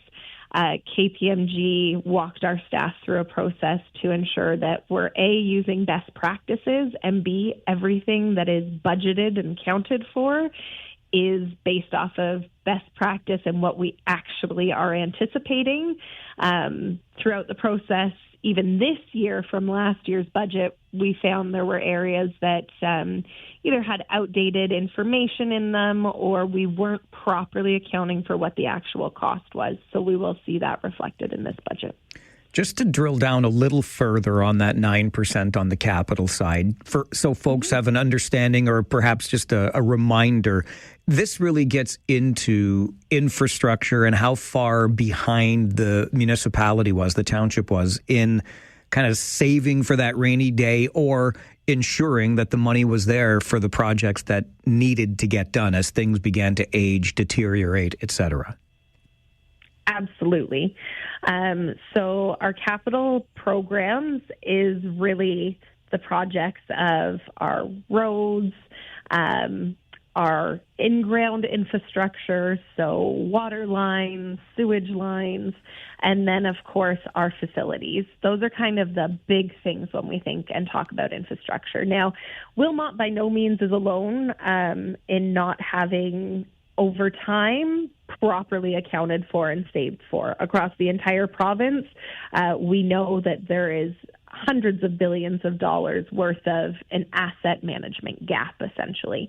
But this was really Wilmot starting to realize and acknowledge we need to do something. Now, one thing that this budget doesn't have a full scope on yet is the 10-year capital plan, and that's because when I engaged KPMG in the fall, part of the work that they're doing, and they're starting next week actually on, is a long-term financial plan. And that's really to help give us a plan as a community how we're now going to fund that chronic underfunding and not saving for a rainy day, but also ensure that we don't have huge infrastructure issues and people not being able to get down roads, for example, or having buildings that can't be utilized anymore due to not being repaired. We are getting a plan to ensure we never get to that point and have a reasonable approach forward that also it's still affordable for our taxpayer.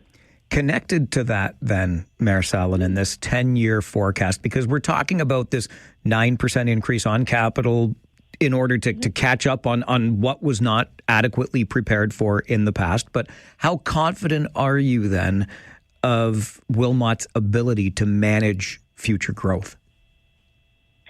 Yeah, so in terms of future growth, there's a lot of things to consider.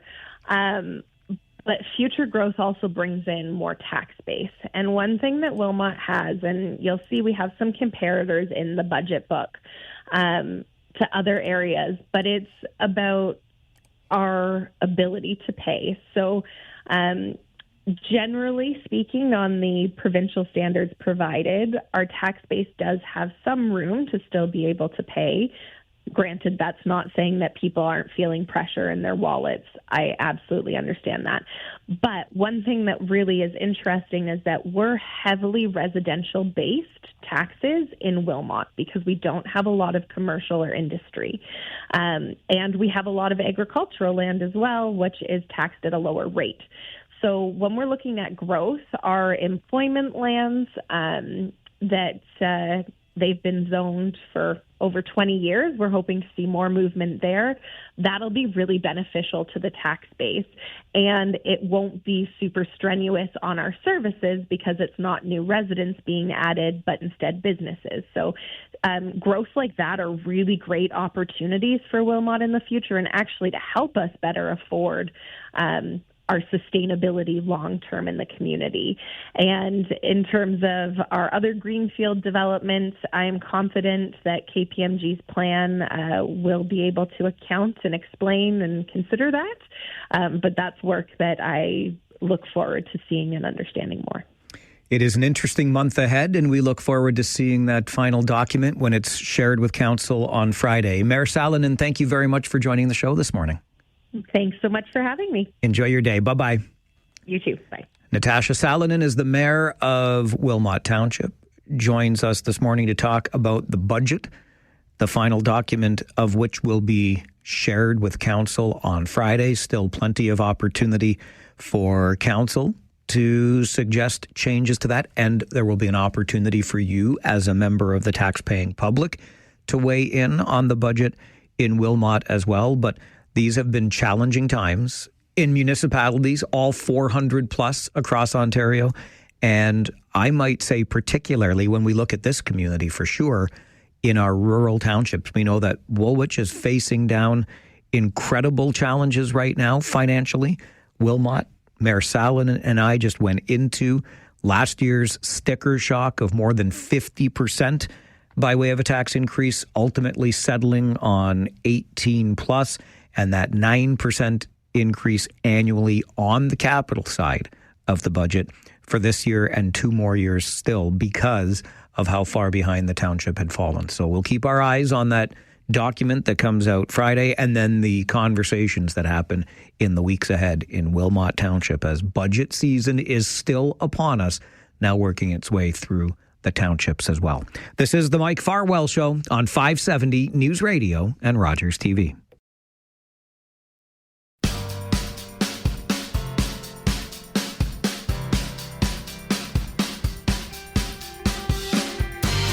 If you were listening to the show earlier today, well, thank you for that. Thank you for being here earlier and still being with us now.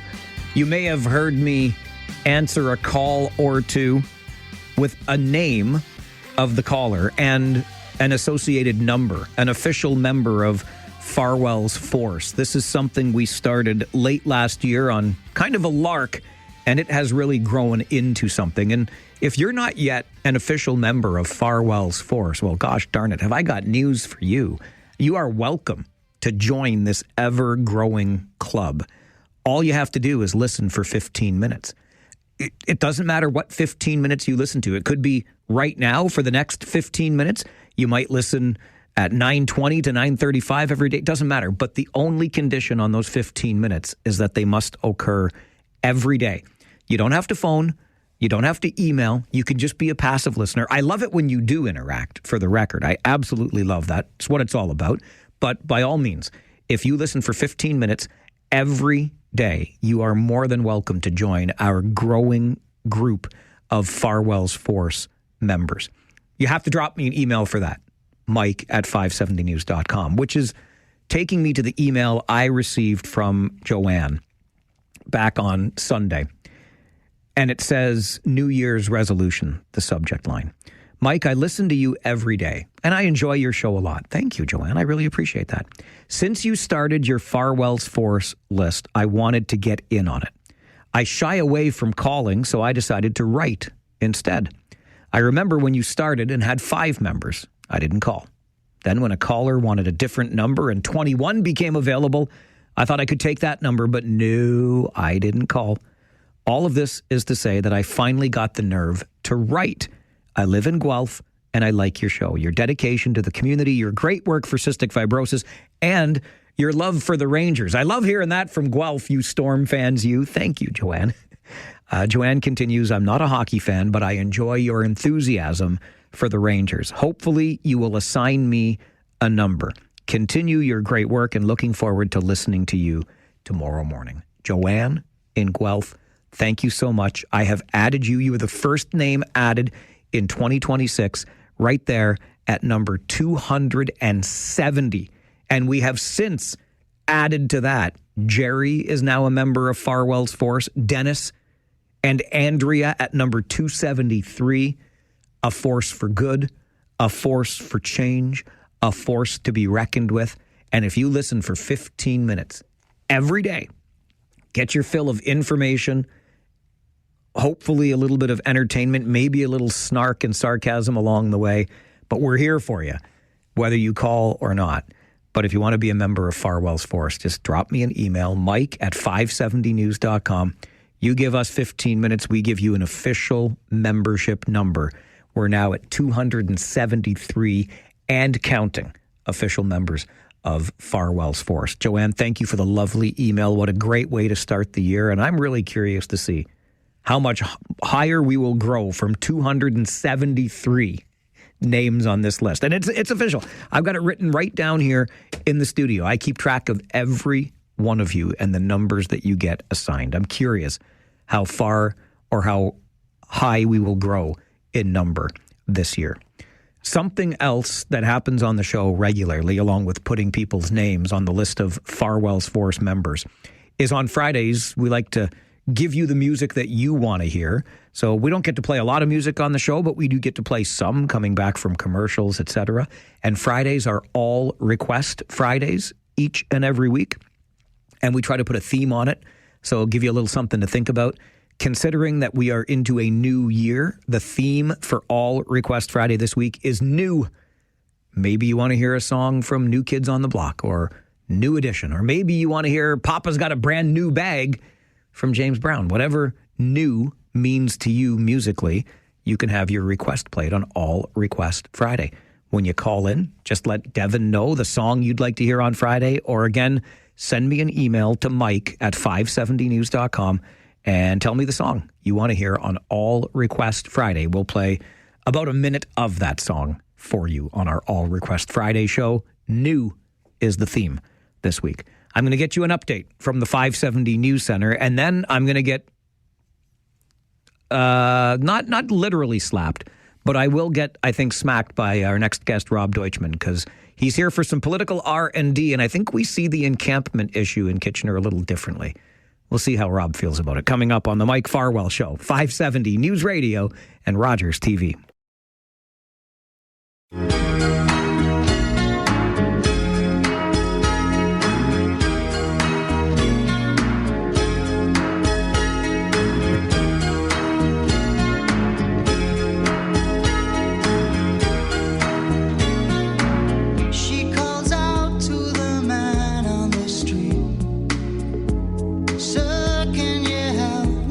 One of my all-time favorites. Yeah.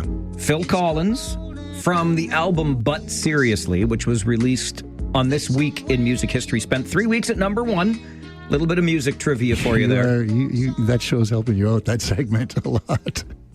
Listen, I pay attention to my guests. I plan to pay attention to you today and every Wednesday at 11:30. Rob Deutschman joins us for Political R&D.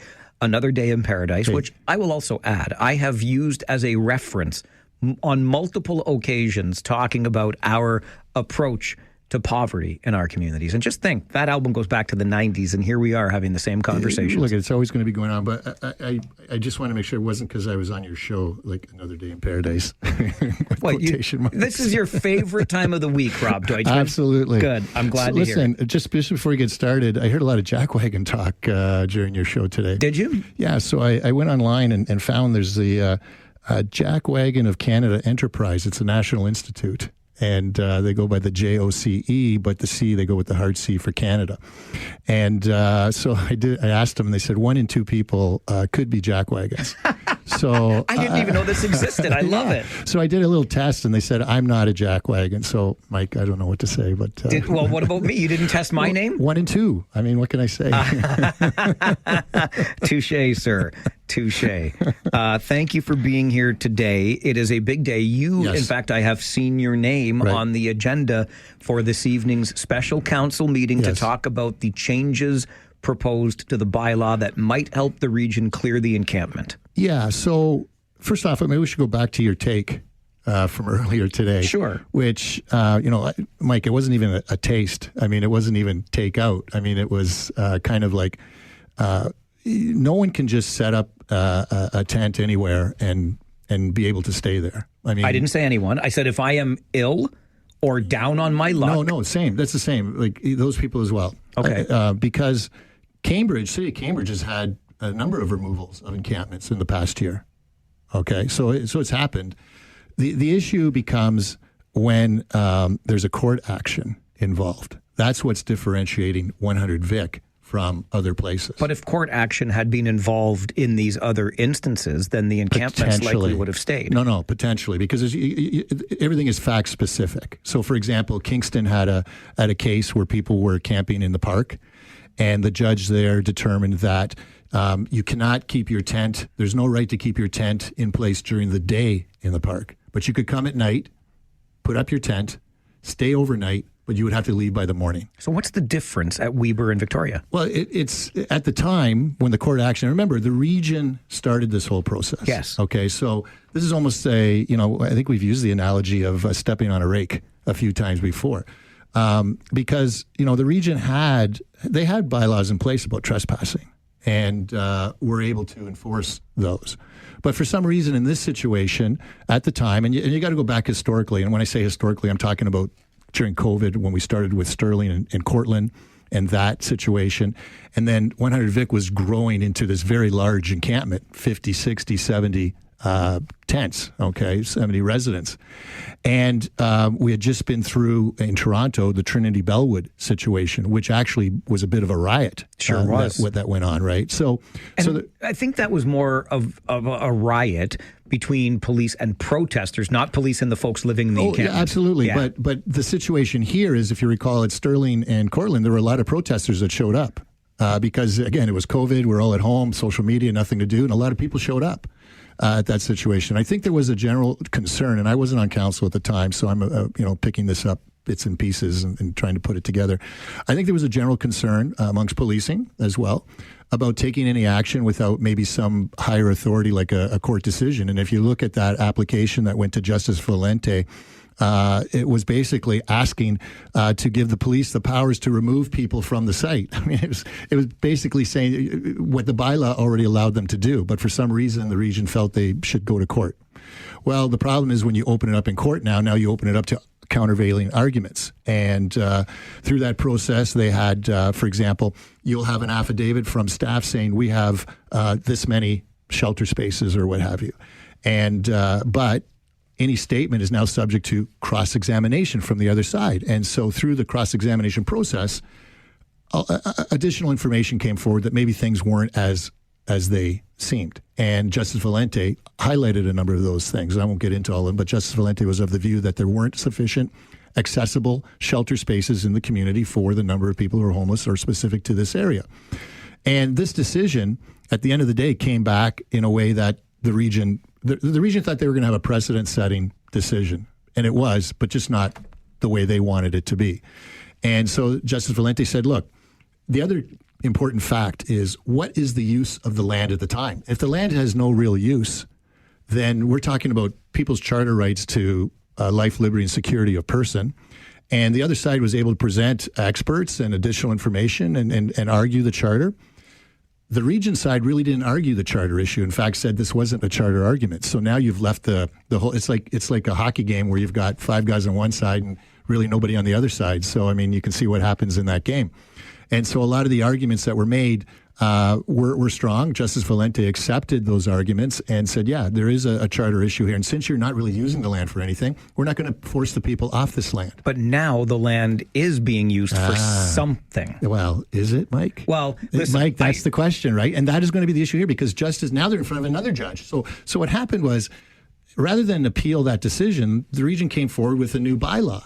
Well, then they went back to court to try and say, hey, we've got this bylaw and we're ready to go here. And Justice Gibson now took a look at it and said, well, hold on. First, we've got this order of Justice Valente, which provided you with a roadmap of what to do, and you didn't appeal that decision. And secondly, Justice Gibson basically said, I have some concerns about your good faith in proposing this bylaw. And so now what's happening? We're having these changes that are being proposed to the bylaw that Justice Gibson just raised some concern about. They're going to have a meeting tonight to review the changes. One of them was to remove the $5,000 fine. So they're going to, and then they're going to vote on it on Friday. And this matter is supposed to be back in court in February. But there would also be a written commitment, if I understand the change, the amendment to the bylaw correctly. There would be a written commitment from the region to the individual being removed. Which individuals? The individuals at Weber and Vic. As of what date? This is April 1st. 2025. 2025. Yeah, so people who are residents on April 1st, 2025 will have guaranteed plans. Okay, but still, the point is there would be a written guarantee that when we take you from here, we will give you The region does a lot of positive things, okay? What I'm saying is the region does a ton of positive things. This is like a Jekyll and Hyde situation here. They do great positive things. They got the plan to end chronic homelessness. We spend tens of millions, hundreds of millions of dollars on this issue. We build supportive housing. We have the cabins that we build. We're doing all these good things. But then we bring these motions that we keep tripping over when we get to court. Because here's the thing. You can't bylaw your way out of a judicial decision. You can't create a bylaw to get out of the Valente decision. But the judicial decision here, Rob, and I'll bring it back to my take, not even take out that you said earlier. And I'm not trying to be unkind, but when the charter got invoked, and it was well argued in support of these encampment residents, but really then, ultimately what is happening here is you have people who are ill, maybe mentally ill, because they're addicted There's to mental something. illness, drug addiction, and just basically some people who have lost a job. Sure. And are homeless. Exactly. So we've got those three factors. You're either impoverished, you're ill through substance, or through mental illness, and you just park yourself on public land, and it's the local government's responsibility to guarantee you in writing to remove you from this public land, you get housing. That, to me, is utterly fascinating and maybe a little bit wackadoodle. Well, okay, but the region has put themselves in this situation. The region is doing this because they have the Valente decision and they're trying to get out of the Valente decision. But that's the Valente decision. That's exactly what the decision's telling us, though. No. Valente didn't say you got to provide written. Valente said you need to have more accessible spaces than you have homeless people. Okay, that was the standard. If that standard is impossible, and I would say it's an impossible standard to meet, or if the land now is needed, and this is a Metrolinx project, so we know what we feel about schedules and Metrolinx, okay? If the land is needed, you can go back to Valente and get that changed. That's the route to go. Not this. I'm not even going to describe it, but this bylaw process that just seems to be tripping over themselves and just causing more angst in the community, and really is. Justice Gibson really laid it out. He had a concern about good faith with respect to this bylaw. So it's not me saying it. It's just it's going back to court. They've been to court twice now, Mike. The whole reason they had attempt at mediation, they're making changes to the bylaw, is because it's just not working out through the court process. All right, we're gonna take a break. We'll come back and continue this because I want to know ultimately what the result of all of this is. It's fascinating. Maybe we don't know that, but let's talk a little bit further about what comes next here for Weber and Victoria in Kitchener as we continue political R&D with Rob Deutschman on the Mike Farwell Show this morning, 570 News Radio and Rogers TV.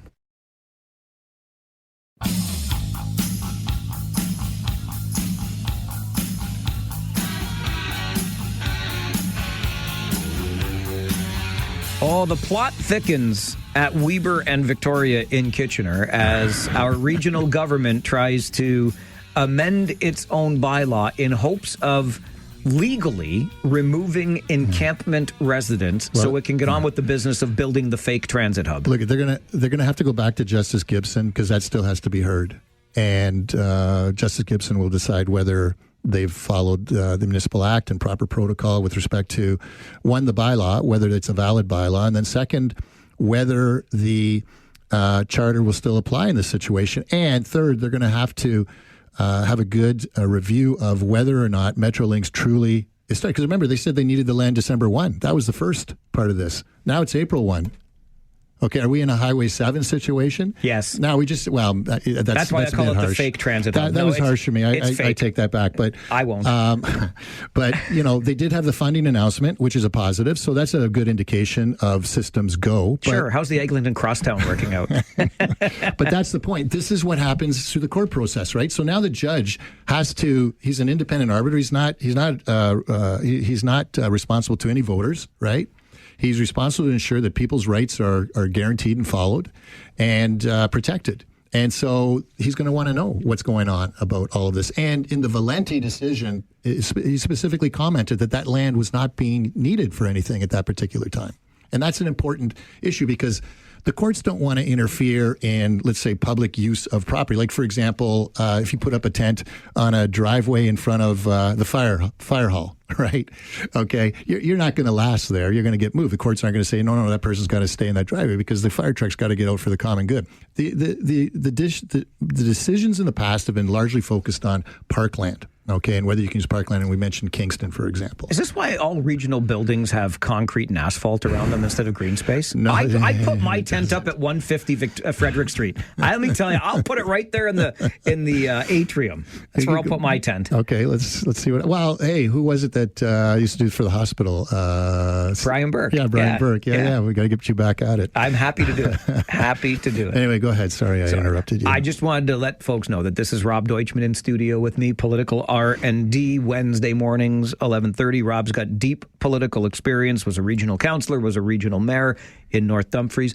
How have we gotten to the point, Rob, that this is so twisted up in the courts? Mediation couldn't work, anything like that? I know they were trying mediation before we got to this latest stage. Yeah.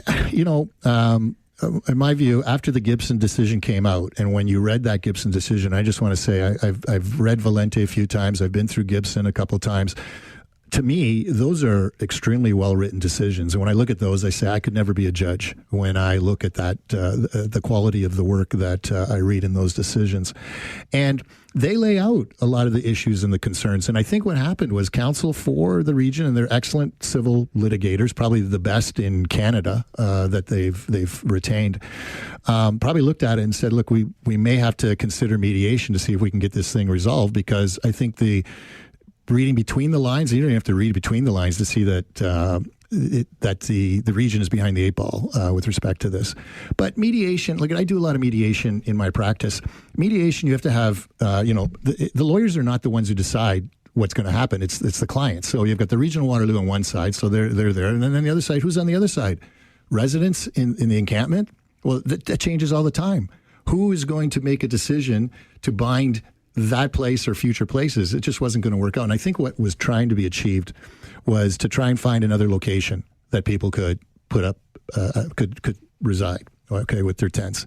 And, we've seen that in Hamilton. We've seen it in Guelph, although I don't know how the Guelph experiment went, if they reversed on that or not. But, where they've set aside locations, but it didn't work here. And I know from my own experience in meetings and raising actually that issue, I could see that the feedback and the response from some of the mayors, especially, would be quite negative.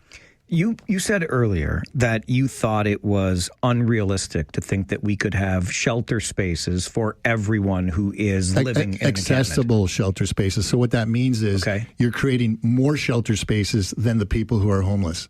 So you've got to have enough to cover off, people that are gay, with pets, drug addiction, mental health, husband, wife, all those sorts of things. Those are the people that don't want to be in a room with 50 other people, all those sorts of things. And I don't think that I don't think it's achievable. Right. I do not. So how does this end, Rob? How does I've it said ends by going back to Justice Valente. Where it started. Okay, it started with the region started it with Justice Valente. Got a decision from Justice Valente. Justice Valente said, "Come back and see me when you have certain things." Okay, well, if you can't, go back. Right, bring an application back. We're not going to get those things that Justice Valente says we need. Right, but you explain why. I mean, the courts are not unreasonable. They're not like saying, like, this is, I chiseled this in stone and it can never be changed, okay? I mean, things can change. And now you say, look, our plans with respect to the land have changed, and here's our schedule, et cetera, and then that happens. Then you go from there. And you work collaboratively to continue to say we're going to provide if you need written guarantees or what have you. But, the region does great work. And Justice Valente acknowledged they do great work. Okay. And I'm sure Justice Gibson would acknowledge that as well. But that's why I say it's Jekyll and Hyde. On one hand, you're doing all this great work. And on the other hand, you're acting almost like a bully with this bylaw out of the blue. And especially the people who are involved in PESH, a lot of the roundtable people who came to speak the last time this bylaw was in place, were shocked. That's the plan to end chronic homelessness. PESH. Everybody's thinking, whether it's going to be successful or not, it's good to have, what they say, shoot for the moon, and if you're short, you're still achieving a lot. And there hasn't been a successful plan to end chronic homelessness anywhere that I'm aware of.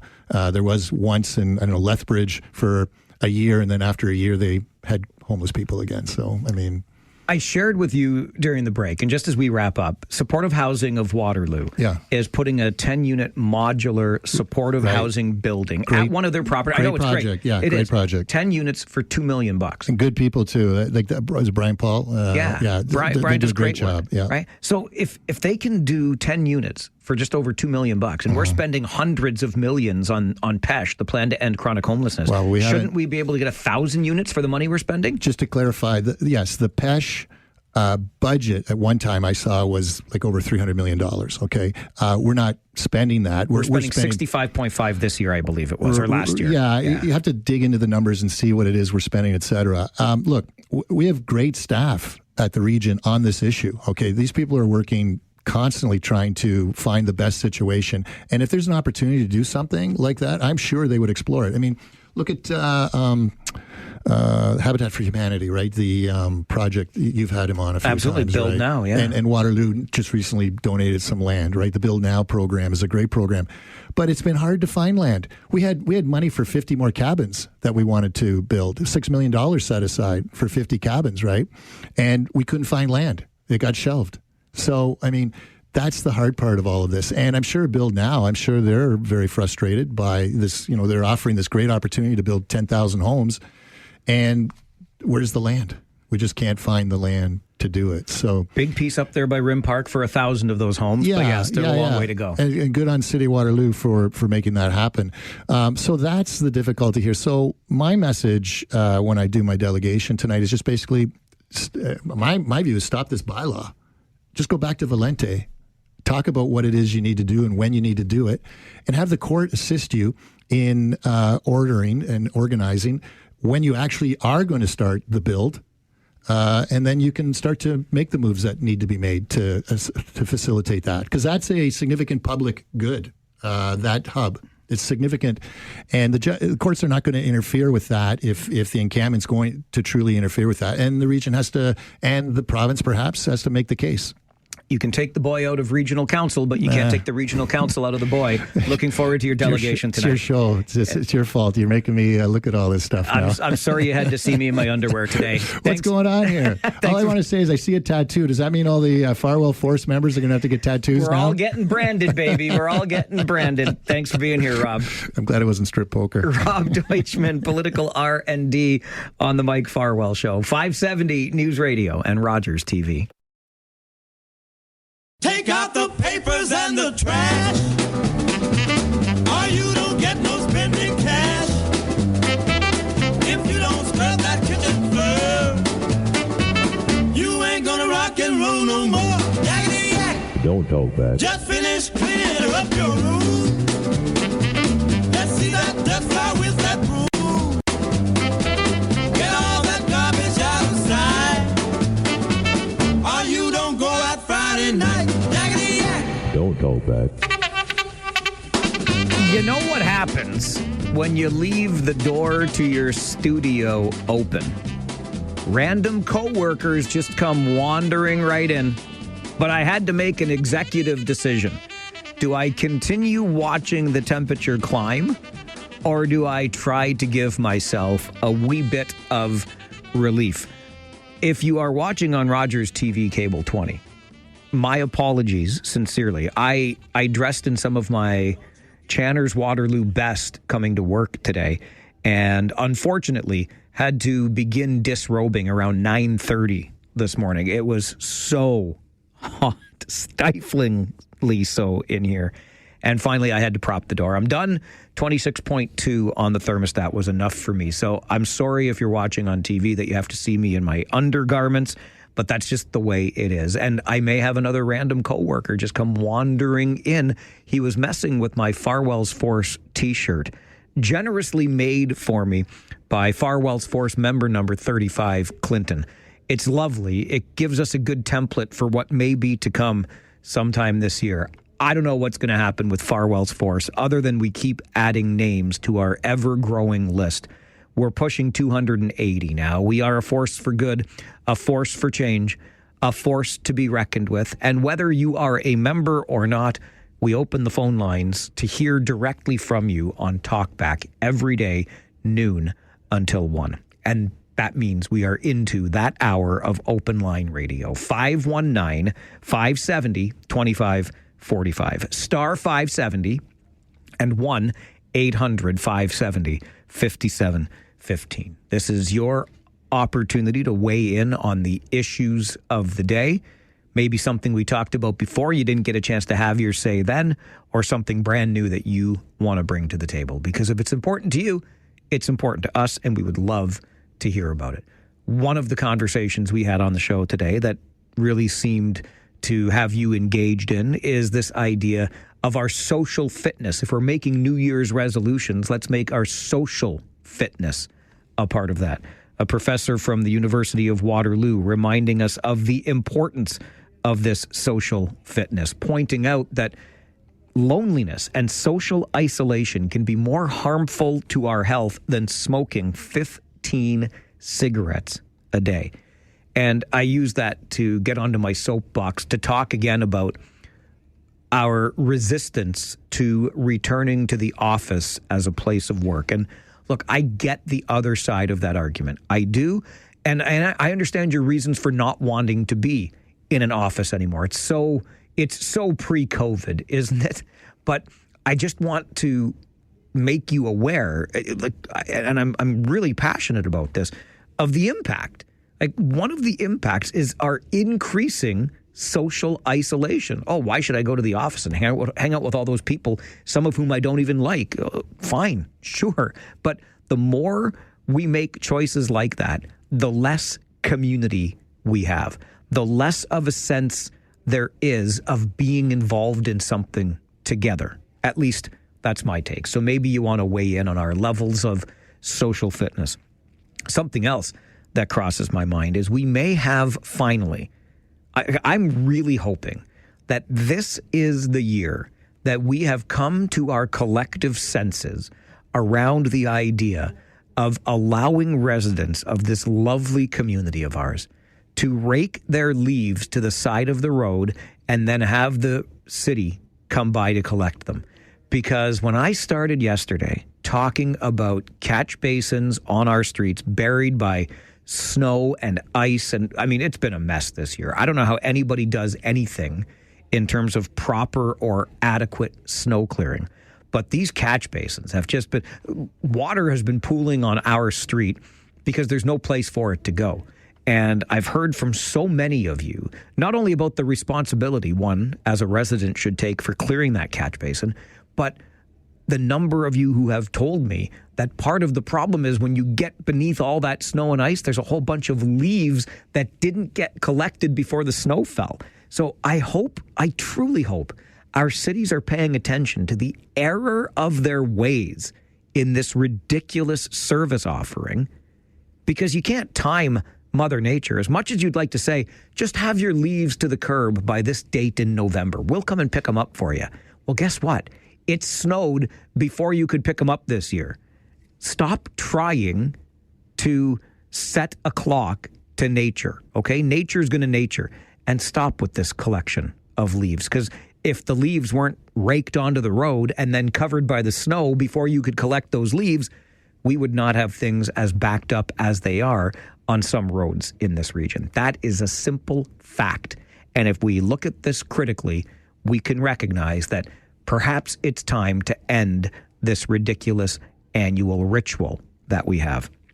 We just had Rob Deutschman in here for Political R&D, something we do every Wednesday morning at 11:30. We continue that into this year. It was something we started last year. Really enjoyed the perspective that Rob can bring.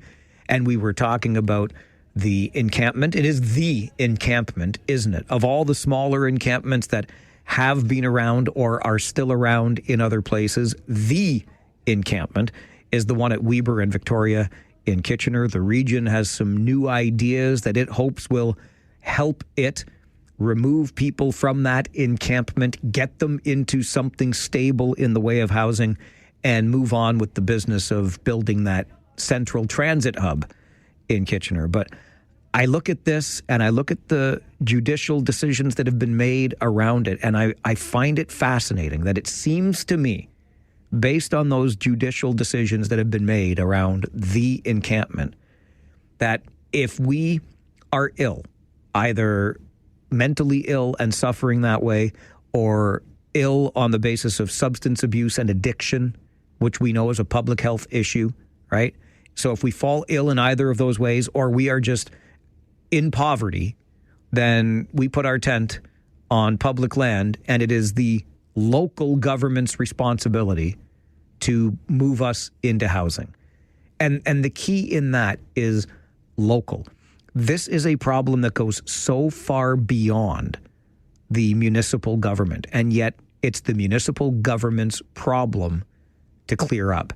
And I'm having a hard time squaring that circle. I'm not trying to be unkind, but if you're not well in one way or another, physically, mentally, addiction, whatever, or you're too poor to pay your rent, just put your tent on a public street corner, and then your local government will get you into housing. I can't see how that should be the way that it works. I'm looking at upper levels of government and their dereliction of responsibility in this, in my opinion. And of course, how could you have any day in the news cycle without talking about our friends south of the border? And all of this talk now around Greenland. I mentioned it during the Farwell Show 5 at the beginning of the show today. And Prime Minister Carney, along with others, are saying, hang on a second here. We need to take a closer look at all of this, because the White House has said that U.S. military, the use of U.S. military force is always an option, because you see, the President of the United States says the United States needs to control Greenland in order to ensure its own security. And is that next? Today or yesterday, Venezuela, tomorrow, Greenland? Who knows what's next for the United States and its current methods under President Donald Trump. So there is plenty on the agenda today as we have phone lines open to you for the Talkback Hour. This is the Mike Farwell Show on 570 News Radio and Rogers TV.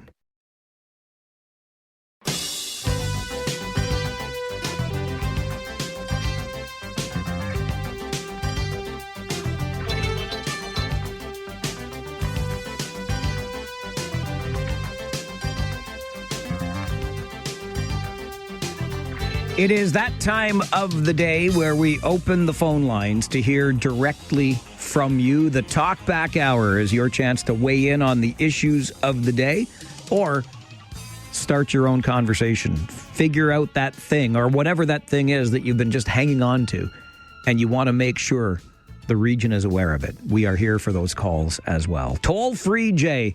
Farwell's Force member number 412. Good afternoon. Well, I want to wish a very happy belated birthday to Mr. Edward Fruzo. It was Eddie's birthday yesterday, wasn't it? Or 2 days ago? The 5th. The 5th, yeah, 2 days ago, yeah. Yep. Because without what he does to help people in the region, as well as what I do to help people in the region, we've known each other for 52 years. Holy cow. And, so due to various, because we both have disabilities that are similar but different, we do what we can to advocate for people, as well as help each other and help ourselves too. And I just want to thank you also, because without your help, we wouldn't be as successful as we are, Mike. Well, I don't know about that, but I'm always happy to amplify the work that you do. And Edward is one of my favorite people, and I love that golf tournament. In fact, I've been invited back for it already, so I'm looking forward to June out at Galt Country Club, and we'll raise some money for KW Accessibility. Now, the reason I'm not involved with the golf tournament is because I have heat sensitivity issues, so I can't be out in the sun. The heat's a big problem for me. That's all right. Ed is aware of, so that's why I'm never there. But I really do thank you for your help, and we'll talk soon. Well, before I let you go, Jay, Sure. Tell me, please, you asked specifically for number 412. Why? That's the way that's what it says on my scale. Well, what happens when the scale changes? Are you going to ask for a different number? It used to be 812. Attaboy, Jay. Keep up the great work. We'll talk soon, sir. Thanks, pal. Good to hear from you. Toll-free, Jay. And I should be a little bit more respectful than calling Edward Farwell Eddie. But Edward, it was his birthday a couple of days ago. He is the executive director at KW Accessibility, which is just how it sounds, helping those who have mobility challenges make their way through this world. It's a fantastic organization, and every year we have a golf tournament out at Galt Country Club. It comes up in June. They do a helicopter ball drop to raise some money, so you spend some money to get a ball with a number on it closest to the pin, wins prize, cash prize. It's pretty cool. Anyway, we have a great time, and they do great work. So good to hear from you, Jay, and happy belated to Edward Farwell, our good friend from KW Accessibility. Ibrahim, you are on Talkback. Good afternoon. Hi, how you doing, Mike? Good, thank you. Mike Farwell for 212. 212. Let me just confirm that. And no, I don't have you at 212. No, 212. Oh, my goodness. Ibrahim, did I make a mistake on my list? Yeah, probably last year you have it. Yeah. I know. I have Doug at number 212. I'll find you, Ibrahim. I'll find you. Okay, no problem. Okay. Anyway, just I would like to talk about this Venezuelan thing, Mike. Yeah, of course. Yeah, we know that, of course, what Americans they did, of course, against international law, but this is the way they do all the time in Iraq and everywhere anyway. But one of the things that even disappointed me, or many of you maybe, the European reaction in Canada. Instead of saying at least this is the contrary of international law, they say, removing the dictator from Venezuela is a good thing. But so many dictators exist in the world, Mike. So many places, even many in Africa, in Asia. They have officially democratic system, and when election time come, always not a free and fair election. It does happen. So anyway, I think the European Union, they should be, and Canada, they should be united, and they say, this is not, this is contrary of international law. That's what they should say, right? But then what? I think a lot of people have said that. Yeah, no. The official European Union, they didn't say that, Mike. I understand. Our leaders have not said that. They've danced around the issue. Political. The situation they have now is Greenland. If Donald Trump take over, that means this is the heart of NATO will be. The things will be all destroyed. So they have to be firm, not the firm, but at least they say the France, of course, or reaction is good. They say this is contrary of international law. We shouldn't force countries to impose it on them. Or taking their president from that. So that's not a good way, Mike. Okay, Ibrahim, I understand, and so you'd like something a little more forceful from our political leaders here, and that's a fair point. We've had other elected representatives expressing their support for what Donald Trump and the United States have done here, and I can't help but wonder if dancing around things a little more carefully / quietly isn't a way of just protecting one's political interests, because we are not yet disengaged economically as much as we probably would like to be from the United States. And is there anything in the back of one's mind here in Canada that says, if we don't play nice, if we don't say the right things, then we might be next? And I don't want to go down that path or even suggest that it would happen. But goodness gracious, you hear the language and the rhetoric around Greenland now, and you at least got to be paying attention. At minimum, you've got to be paying attention here. Walter is with us on Talkback. Good afternoon, Walter. Good afternoon, Mike. This is number 34 on the force, and that's how old I feel today, Mike, because did I hear you guys mortgaged the future here this morning? I can't believe they gave up that many picks for Sam Riley and the other dude and whatever else. Okay, hang on a second. First of all, I do see our numbers align. You are number 34 on the list of Farwell's Force members. Second of all, you can't be sitting here, Walter, and saying, I can't believe they gave up that many picks for two guys you can't even name. I mean, come on. You're completely dismissing the talent and the experience that the Kitchener Rangers just traded for. I named Sam Riley. It's O'Reilly. Thank you very much. Also, he's not just some guy. He was London's captain, and he played for Canada at the World Juniors. Thank you very much. He's a two-time OHL champion. I understand. They're going for it. Okay, and what about the other guy? I don't know. Jared Woolley. Yeah, okay, that's fine.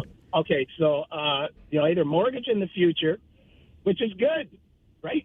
From a Guelph Storm point of view. Yeah, you want a cakewalk into the Memorial Cup next year, don't you? Oh, come on now. These sour grapes got to end sometime. What sour grapes? I'm just saying, if the Kitchener Rangers are mortgaging the future, then they're not going to get in your way next year, are they? No, they're not. All right. And I'm just going to wish you guys all the luck in the world, eh? Getting over to the cup. But 10 picks, that is a lot of picks, buddy. Okay, I'll talk to you. Thanks, Walter. Take care. It is a lot of picks, but I will remind you that it's a lot of player in both Sam O'Reilly and Jared Woolley.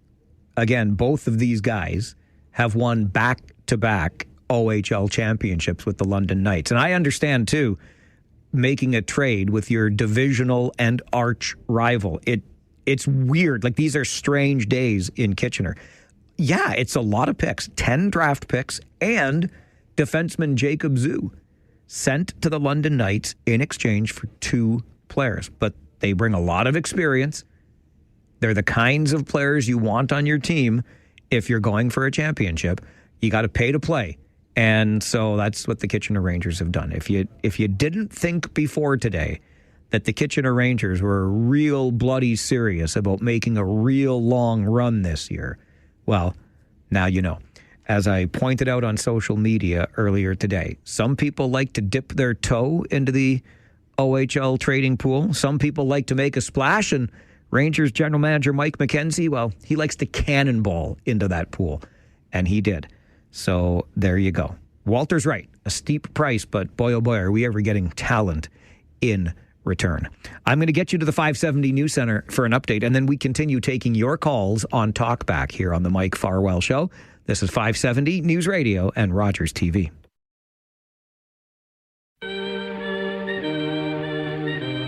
The Talkback Hour is just what it implies. Open phone lines for you to talk back to us, at us, however you'd like to view it. Just make the call. We'll answer. And I next get to go to a fellow by the name of Grumpy Phil. These are my favorite kinds of Phils. Hey, Phil. Oh, it's a great day to be grumpy. I mean, freezing rain, slush, streets full of water. I don't know how you're going to ride your bicycle on Friday to work, when it's 9 degrees. I don't know how you're going to do that. Is Friday Ride Your Bike to Work Day? I can't wait. It is for you. It's going to be 9 degrees. I love it. Looking at tonight's agenda, with the regional council, it's ironic it's foggy today, because talk about heading into a fog of what councillors in region and citizens and lobbyists want to do and what they can do. I'm sorry I missed Rob's earlier today, but I looked over his agenda, what he's presenting tonight, and a lot of it comes down to just legalities, as happens sometimes, what you want to do, what you can do. I mean, we need to clear the area. We need this new transit hub. I mean, we've got an old transit hub that's been sitting vacant for over 10 years. We've got a GO train system that doesn't match up with the LRT. We need this, but what can we do legally? And if you look at other cities, like my son moved back from Vancouver. I go to Vancouver, I see all the homeless people, and I was watching a show about Barcelona. Where did all the homeless people come from? Well, when there was Olympics and big events came, they cleared out all that lower income, bad-looking housing to put up these big, international venues. Oh, you mean like we did with LRT? Yeah, no, we would never do that. So what happened to all that low-income housing that, because, we look at the reasons why people are homeless, and as a lot of people say, it's just that there's just nothing you can afford. Those older homes that we used to find just off the core, you could rent a small room and you're a student or a single income person. Those places don't exist. So we have this, but in the process of clearing out to put in what we really desperately need for the future to really bring our transit and our region together, what are the legalities as they walk into that fog? I'm looking forward to being there tonight to listen to Rob and other people. What we want to do and what we can do may be two different things. Yeah, Phil, it's a great point all around, and I appreciate the call. It's called gentrification, right? You build shiny and new, and then what gets displaced are the folks who were either making a living in a lower rent lease for a business, or they had a place to live in one of those buildings like Phil talks about. And those places disappear when you get something like LRT. That's just the reality of it. And speaking of that meeting at Regional Council tonight, we will focus on it during our show tomorrow and speak with one of those people who is making a presentation at the meeting tonight. We'll have some, obviously, reviewing of that meeting to do on the show tomorrow, so we'll be able to get into it. But the other piece of this that Phil talks about is the legality of everything. I can't help but think back to years ago. If the region had just gone in and enforced trespassing bylaws and brought in police, and I know it would not have gone over well, much like it has not in other places, but we wouldn't be still stuck in court around this. I find the whole thing so fascinating. And I'm not trying to be dismissive of the folks who clearly need our help. That, what you see at Weber and Victoria, is a cry for help. But boy, oh boy, it's a lot being put on the local government when they want to move forward with other projects. Clinton, Farwell's Force member number 35. Good afternoon. Good afternoon, Mike. How are you? Going back to that conversation earlier about not everyone's a jackwagon. Yes. You were talking about a hockey jersey, right? And you said Connor McDavid. Who's the other player? Marie-Philippe Poulin. And what team does he play for? She plays for the Montreal Victoire. Oh, I thought it was the team that shall not be named. Okay, I was wrong on that. Clinton, I would never, ever, under any circumstances, even when I talk about Arbor Jackeye, one of my favorite Kitchener Rangers, who now plays for the team that shall not be named. I won't mention the team. I see. I thought you broke your cardinal rule. I'm going to call you out on that. Clinton, I would never do that. Come on, I'm a man of my word. Okay, I'll talk to you later, Mike. All right, Clinton, appreciate it. Yes, we were doing, and we do this every day on the show. It just pops up randomly, but every day I have made the commitment to remind you that not everybody is a jackwagon. Make no mistake, there are plenty of jackwagons, and we talk about them a lot on this show. But I like to find a story that just reminds you that not everybody is. There's still hope, for us as a species. And in telling you about the Great Canadian Jersey Project today, I mentioned Marie-Philippe Poulin, one of our great Canadian hockey players with the Montreal Victoire, not that other team that plays in Montreal that will forever be the team that shall not be named. I will never break that rule. And by extension, I will never stop the enforcement of that rule. You mention that team's name, I hang up on you immediately. Don't even try that on me. Do not try that happy crappy with me. Francis is with us on Talkback. Farwell's Force member number 36. Good afternoon, Francis. Good afternoon, buddy. I'm going to change this whole subject to something that we're talking about, new resolutions for the year. Okay. Let's try pass it forward. Now, I'll tell you a little. This is true. This is what really happened. A few years ago, I helped a new neighbor stuck in his driveway. He couldn't speak English. Okay, so now I was running, like it was a real hell of a mess, to put it politely, here in Listowel, because Highway 23 had been closed for 3-4 days, and the traffic was insane. You had a hard time around the roads and what have you, and I was running out of bananas. So I mentioned to the guy, are you going downtown? Because I didn't realize he had a 4-wheel drive, but a good thing it was. He gave me a ride later in the day. He says, "You come with me." I says, "Well, the roads are terrible." He says, "No, I got 4-wheel drive." He could speak English now. He took me downtown to get a bunch of bananas. And I says to him, why would you do this? He said he remembered me helping him about 3-4 years ago. He was stuck in the driveway and nobody else was coming out to talk to him. So like I said, not looking for kudos or anything, but if we do something special, don't look for anything coming back, and eventually God will bless you. And I got my bananas.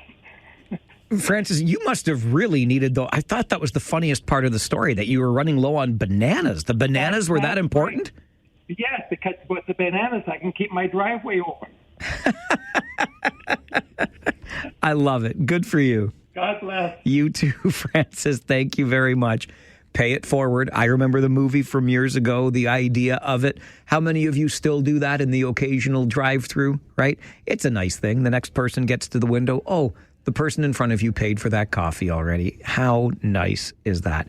And Francis reminds me, just going back to what Clinton brought up, the Not Everybody is a Jackwagon segment that we do for you every day. I mentioned earlier today when I shared the story, if you know somebody, if you have a story that you would like us to be aware of and we can share on that daily segment, by all means, send me an email, mike@570news.com, and tell me the story about the person in your life that you realize is not a jackwagon at all. They're doing this good thing or that good thing, or maybe they took you into town for bananas. Not a jackwagon right there. So we'll share those stories every day on this show.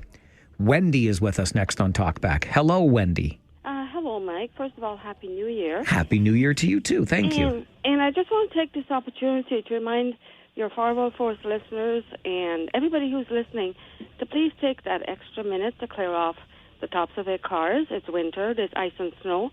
I was heading down to Cambridge last week by the 401 exit off of Homer Watson, and a guy was trying to get into the right lane. I was going straight to Cambridge, and I was driving, and a whole bunch of snow and ice came through on my windshield. Luckily, I was driving. If my husband had been driving, and if I had been going fast, I was going really slow, and I had been in the passenger seat, I don't know what would have happened. I swerved a little bit. He kept going, exited, but, I mean, it could have been really catastrophic.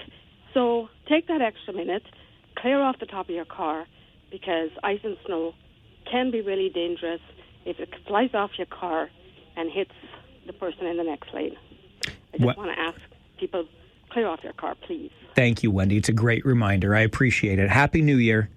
Thank you, Mike. Thank you very much. You see, if you don't clean the snow off your vehicle, you know what you are, right? You're a jackwagon. So sometimes we'll share stories about people who are not jackwagons. But you see, if you don't clear the snow off your car, and yes, that includes the roof. And if you have a vehicle that's too ding-dang big, well, you better get a step stool or something, because I didn't tell you to buy a boat for a vehicle or a 6-foot-high machine of some kind. Clean the snow off, the roof included. If you don't, you're a jackwagon. Wendy, thank you for that reminder. Since Wendy reminded us of that, can I also remind you, please, to clear the catch basin on your street? If it happens to be in front of your house, like it's in front of mine on the street I live on, please clear it of the snow. I know it's a pain. I know the plow will come by and bury it again, so you have to uncover it. It's like a little game. I don't love it, but I've been playing it because I've just recently learned that it's something that we as good citizens should do. I think the city should remind us of that, but since the city won't, I will. Please clear your catch basin so when the thaw comes, and it's coming, the water has someplace to go. We don't want flooding. Let's do a little bit of preventive maintenance here. Rory is next on Talkback. Good afternoon, Rory. Hey, Happy New Year, Mike. You too, my friend. Thank you. Hey, just want to say you will always be the most popular radio host in Waterloo Region. Let's get that straight. It's because I'm the only one. You know that, right? Hey, let's not get into semantics. Okay, fine. All right? You got the title. Thanks, buddy. Hey, look, on the water issue, I mean, Mike, you and I, for years, have been talking about the need for better preservation of our source water. And we all know this, 75 to 80% of our drinking water comes from our underground aquifers. And to this day, we continue to destroy our recharge areas and our source water protection areas. And quite frankly, the province needs to do a better job of ensuring that Waterloo Region, in addition to our infrastructure, and I don't think we're talking about it enough, is that we need stronger protection within our source water protection areas and the areas that draw water for our system. And Doug Ford and this provincial government has systematically started dismantling the protections that enable this to happen. So I hope the region will highlight this and ask the provincial government to do better. But, this is a real issue, and folks like Kevin Thomason and the Grand River Environmental Network hold the line. They've been saying this for years, and they've largely been ignored. I hope this is a wake-up call, and, the province really needs to step in here and make sure that these sources for our water are protected, or else, forget about growth. Rory, appreciate the call and the perspective. As always, I know how involved you are and how passionate you are about this community.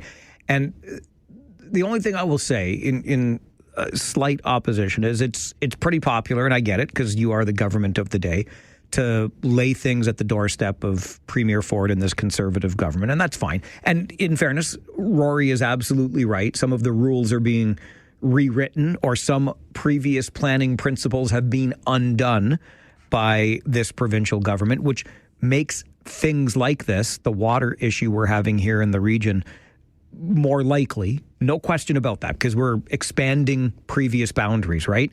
But I just want to be clear about this water issue. As much as land has been opened up and rules have been rewritten, that land is not built upon yet.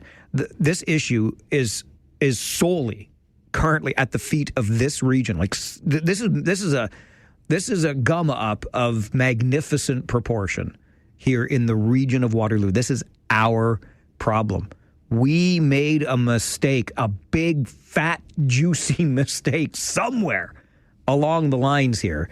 And we've caught it way too late in the game. And now we're scrambling to figure out what in HE double hockey sticks we're going to do about it. But just, I think it's fair to make clear here, Rory's right about the rewritten rules and the opening up of more boundaries and the likelihood or possibility of this happening more often in other places. Absolutely. But what has happened to this point here is all our doing. Somewhere, somehow, somebody screwed up, but good, right here in our own backyard. It's Talkback on the Mike Farwell Show, 570 News Radio and Rogers TV.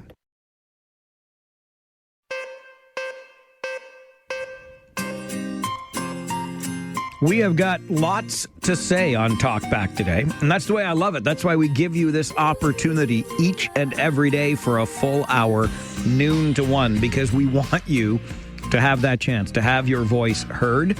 Right back to the phones we go. Rudy, you're on Talkback. Good afternoon.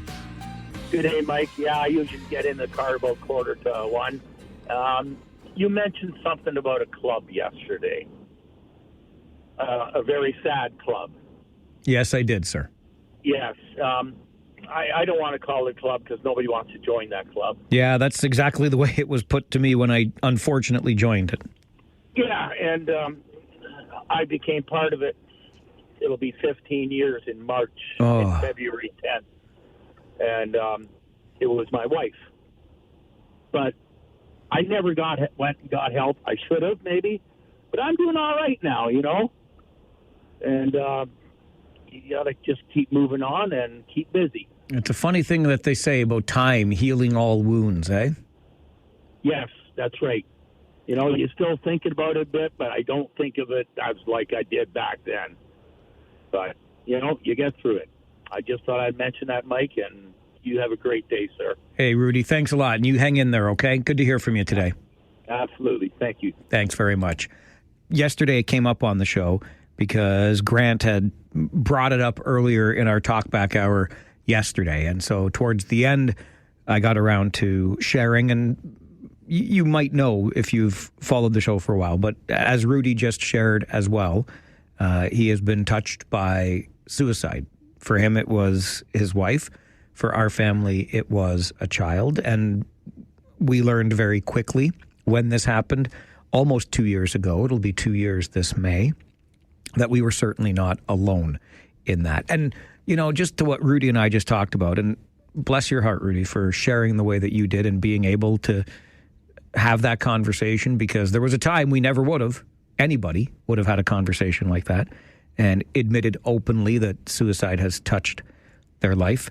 But I always wonder about that idea about time healing all wounds. I don't know that it heals, but it certainly allows us to carry better the scar that gets left behind.